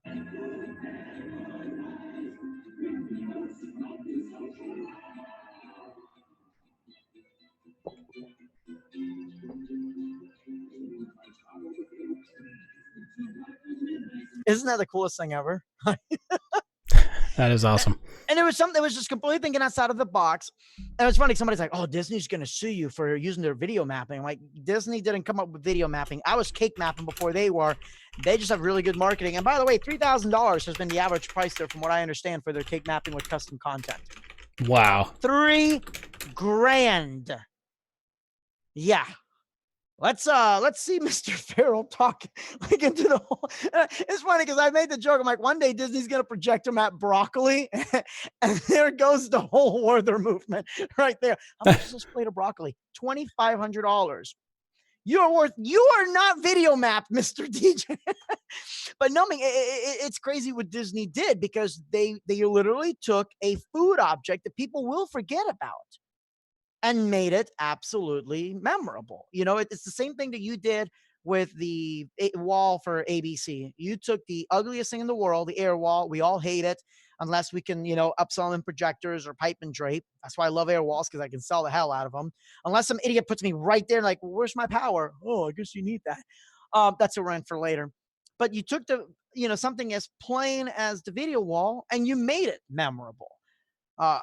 And I think that's one of the reasons I'm so glad that we were able to do your giveaway at the same time we did Arkaos, because really we were able to tie everything and show people what you can do with projectors. That it is a serious money-making thing. And I mean, you would say the projectors you've invested have paid for themselves time and time again, right? Oh, God, yeah, it's ridiculous. Usually within like 6 months you pay for your projector, and then it's just all profit because there's no cost. It's crazy. You know, I do roughly about 45 weddings a year. And last time I checked, we did this I talked about this on the last year. It was like 29 of them did projection at their wedding, because I presented them ideas that we could use the projection for. And, you know, that's, again, a lot of those ideas are what I include in volume 7 of the 1% solution, which is projectors. I mean, it's 11 other ideas you can use your video projector for besides monograms, to keep it rented out every single weekend and keep it making money instead of sitting on your shelf. And those projectors, the bulbs can last a while. Yeah. Michael Thomas said that, if, you know, of course, and I did forget to mention, is the Disney cakes are $3,000 because of the custom content. And guys, I think that's the next step, that after you're done, you know, using stuff that you can find online, free worship loops on YouTube, you can get some, you know, basic loops, but everybody, you know, has used those to that point to some degree, at least church wise. After you get past all that, the next big money making step is making custom content. And luckily, Adobe, especially if you have the tools effect or the tools CD and you have the PSDs, you might as well get the Creative Cloud Suite, which is, if you have a student, it's like $19 a month or $20 a month or whatever. And you get all the software. If you don't have a student, it's like $40 a month, but it's totally worth it just for Photoshop and After Effects alone. Never mind Premiere and how amazing Premiere is and everything else. But you can create some really cool custom content with After Effects. Also, Mike, I don't know if you know this, but Adobe has, I still have my screen share. Yeah. Give me 1 second here. I want to show Creative Cloud. And this is what I use the Creative Cloud, because then I can have it on every single computer and be able to log in at any time on any one of my computers and use the software. So there's an app, and I haven't played it with it yet, but I fully intend to. It is called, I have no idea. I want to say, there's Animate, There's one, I cannot remember what the heck it is, but basically it allows you, do you remember Bonzi Buddy? The little talking monkey that would sit on your Windows desktop. Those things to chat. Oh, yeah. Bonzi Buddy. Yeah. You know, at first it was a parrot, and then it was a monkey. It was full of malware. And it was like, hello, my name is Bonzi Buddy. What is your name? And you're like, Bonzi Buddy, what's the weather like? It is 95 degrees, and now I am putting 20 freaking software programs in your Windows 95 computer. Anyways, it's something very similar to that. So basically, it was Microsoft Animator. You can make your own. I don't know why people use Bonzi Buddy, because it was basically Microsoft Animator. I made my own. But now Creative Cloud has an app. I can't remember which one it is. There's a million of them that I've been using. But you can basically make your own. I thought, how cool would it be if you made your own interactive character and video mapped it into something? You know, Nice. just something unique that you could do for your customers and everything else. So yeah, custom content is the next big step.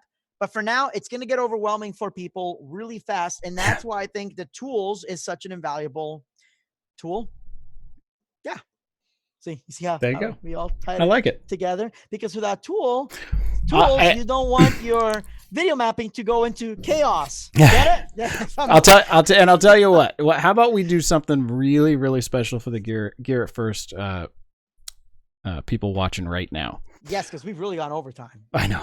And yet everybody's still tuning in. What I know, they're still here. They're still going to be there. As long as we have a good connection, people will stay on. There you go. You just have to have a PC and not a Mac. Okay, so all right, good night, everybody. No, I remember, I'm the one who stops the stream at this point. So damn it. We'll keep going. How about this?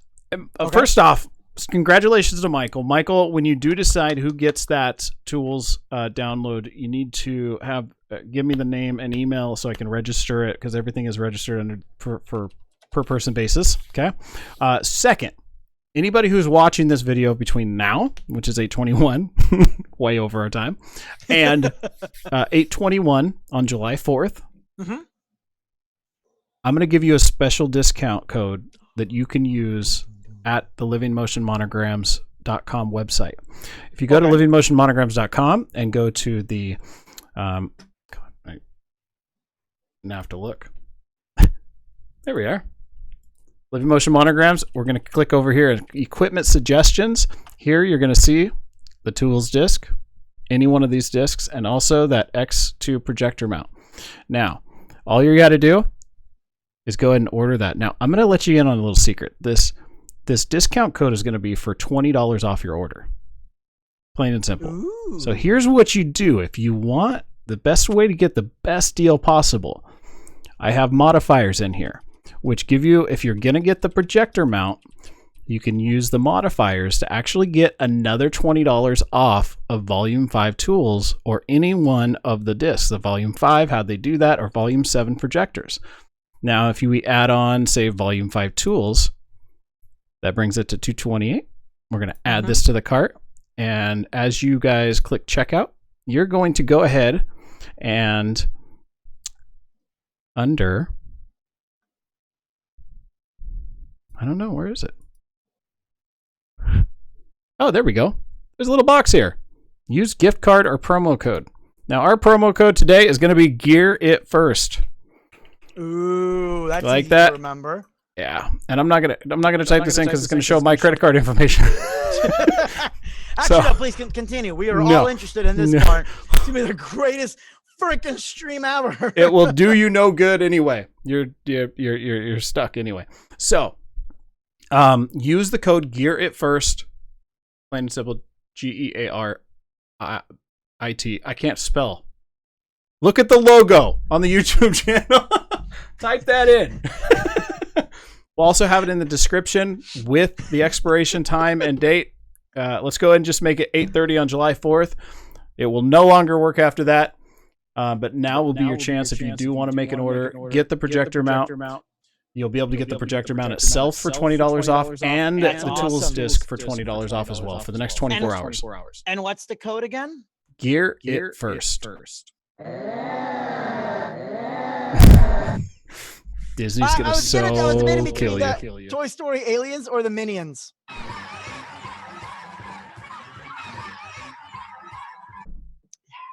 So that's awesome, Mike. I really do appreciate you tuning in, not just once, not just twice, but also saving the live stream. And by the way, I can now connect just fine too. Of course. Of course. I don't get it. It definitely has to be maybe something with a nighttime thing, but I haven't had any issues with anything else. So I don't know what's going on. You know how many frames I've dropped drops for rendering lag? I don't know if I want to hear this one. How many? 0. Suck it. All right. Well, so basically, Mike Anderson is going to be hosting the next few giveaways.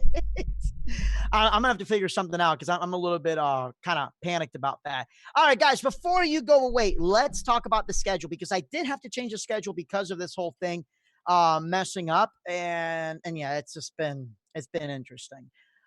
First of all, Mike, let's get some people on your channel. Guys, I need y'all to do me a favor right now. Open a second tab right now to another window, whatever. And you're going to type YOU, ignore the first thing that pops up, and shame on you for having that bookmarked. You're going to choose the second one, which is youtube.com. And you know how many DJs freaked out right now? Like, oh my gosh. How did you know? What's it doing in my browser? Wait a minute. So youtube.com, and you are going to search it's under Living Motions, right? Or yeah, Living Motion Monograms. Living Motion Monograms. And you guys can hit the subscribe button. So hit it right now. We'll wait. And then while you guys do that, let's talk about the giveaways. First of all, tomorrow, absolutely nothing because it's 4th of July. So I hope you guys have a great Independence Day. And despite of where you are, whether you lean towards the right, towards the left, centrist, I don't care. I don't care who you voted for. I don't care where you were born. We are all Americans, and God has truly blessed this country. And I'm telling you guys this from somebody that wasn't born here. People here have no idea how lucky they have it. I'll leave it at that. So definitely enjoy your Independence Day. If any of you guys have served, thank you very much for your service. You have much bigger and brassier balls than I'll ever have. My God. But after 4th of July, X Laser is tuning in. We're going to talk about getting creative with lasers. And they're going to be giving away the Caliente Aurora. But what's unique about this lasers, it's basically a DMX type laser. You don't need to have software or anything for it. Very easy to use, insanely powerful for what it can do. It's a great prize. I'm really excited about that one too. Ultimate Ears, that's the Friday the 6th. No, I'm sorry, Thursday the 6th. Ultimate Ears is going to be giving away their line driver. It's made for their in-ear monitors, but I've used it for these guys right here because it takes a little bit of power to really make the bass thump. And this line driver is incredible. God. But we're going to talk about feeling good after the gig, not having your ears hurt, your back, your feet. And I'm gonna tell you what, I always laugh at people like, as soon as you turn 30 and all, you're really gonna feel it. I'm like, whatever. Yeah, Mike, as soon as I turn 30, I'm like, damn it. What happened? God. Why am I in pain?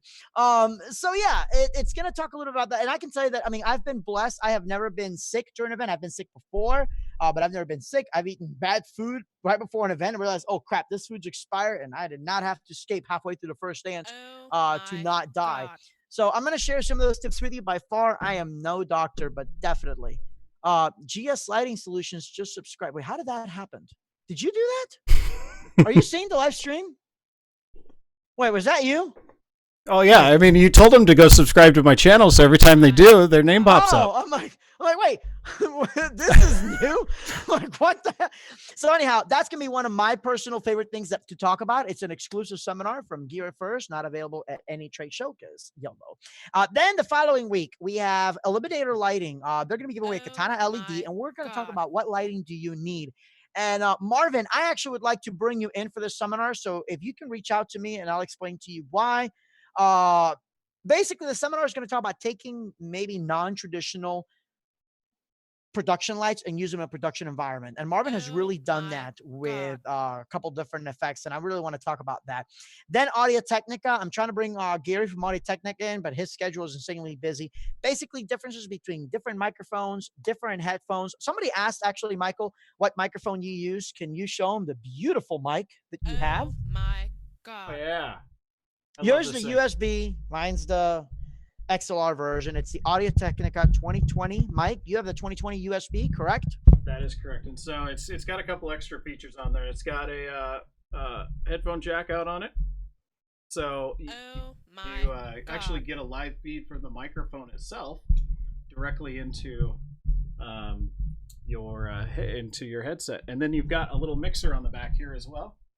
Or you can either scroll audio, microphone audio. So if I want to hear more of my own mic, I can do that, and I get a live feed instead of getting an echo from my trusty PC.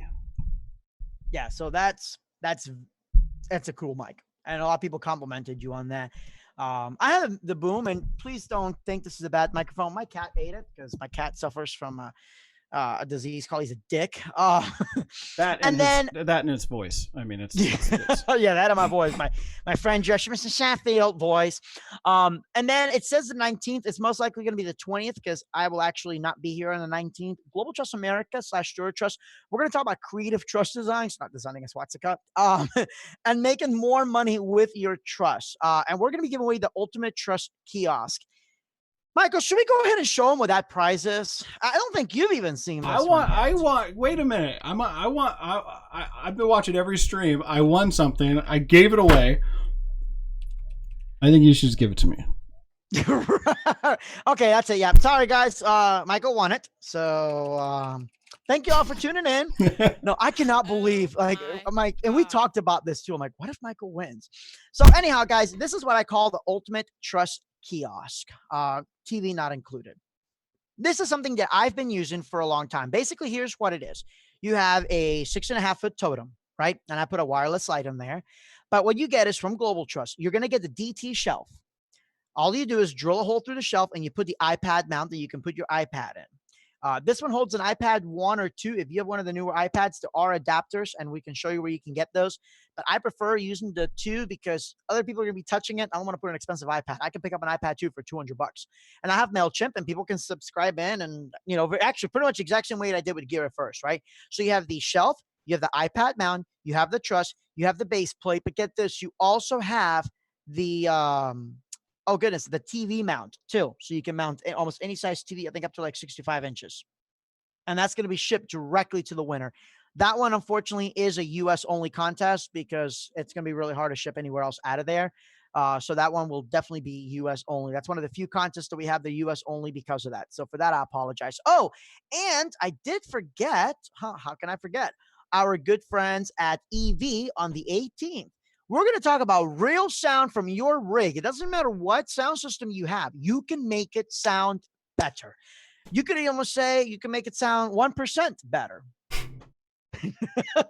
But I mean, really, and actually, that's one of the things that I think we could really take away from yours and Randy's DVDs. It doesn't matter what you have. You can make things 1% better. That's what the seminar is going to be, is really making about your sound better. And the winner's going to get a pair of the ZLX 15P speakers. So yeah, and then the Audio Technica one, the winner is going to get 2 of the ATH M50X headphones. I have a pair. My son took them, so I'll never see them again. I want one. Oh yeah, dude, those things sound so good too. Absolutely incredible.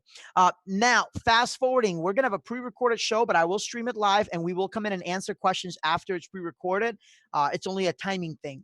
Very, very busy guy. But Justin Perry from Pangolin is going to come in. It's going to talk about laser safety. For those of you guys that don't know about Pangolin, the president of the company, Bill Benner, basically helped design all the standards and everything, safety practice, everything for lasers. Like, it all comes down to this guy. He has several patents, several motors that most of the companies use, all belong to him. Like, this guy is a genius. He's the Steve Wozniak of lasers, honestly.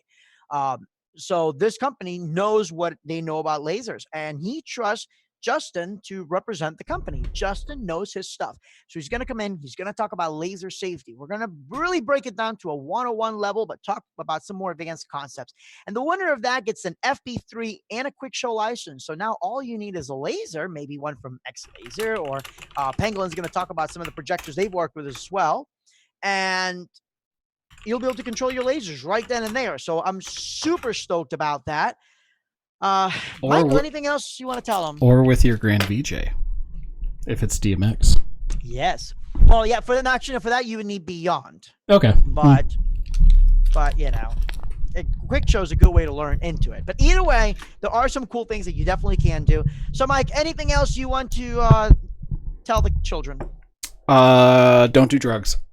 Don't do drugs. That's good. Don't do any inappropriate truss designs, please.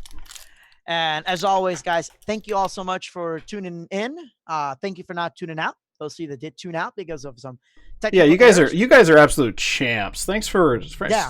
sticking through all the hard times and being there. Absolutely. I just- And if you tuned out and missed on an amazing prize, yeah.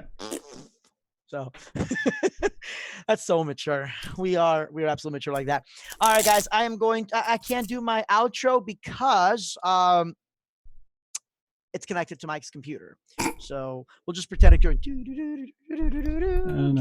first, subscribe. And bye bye.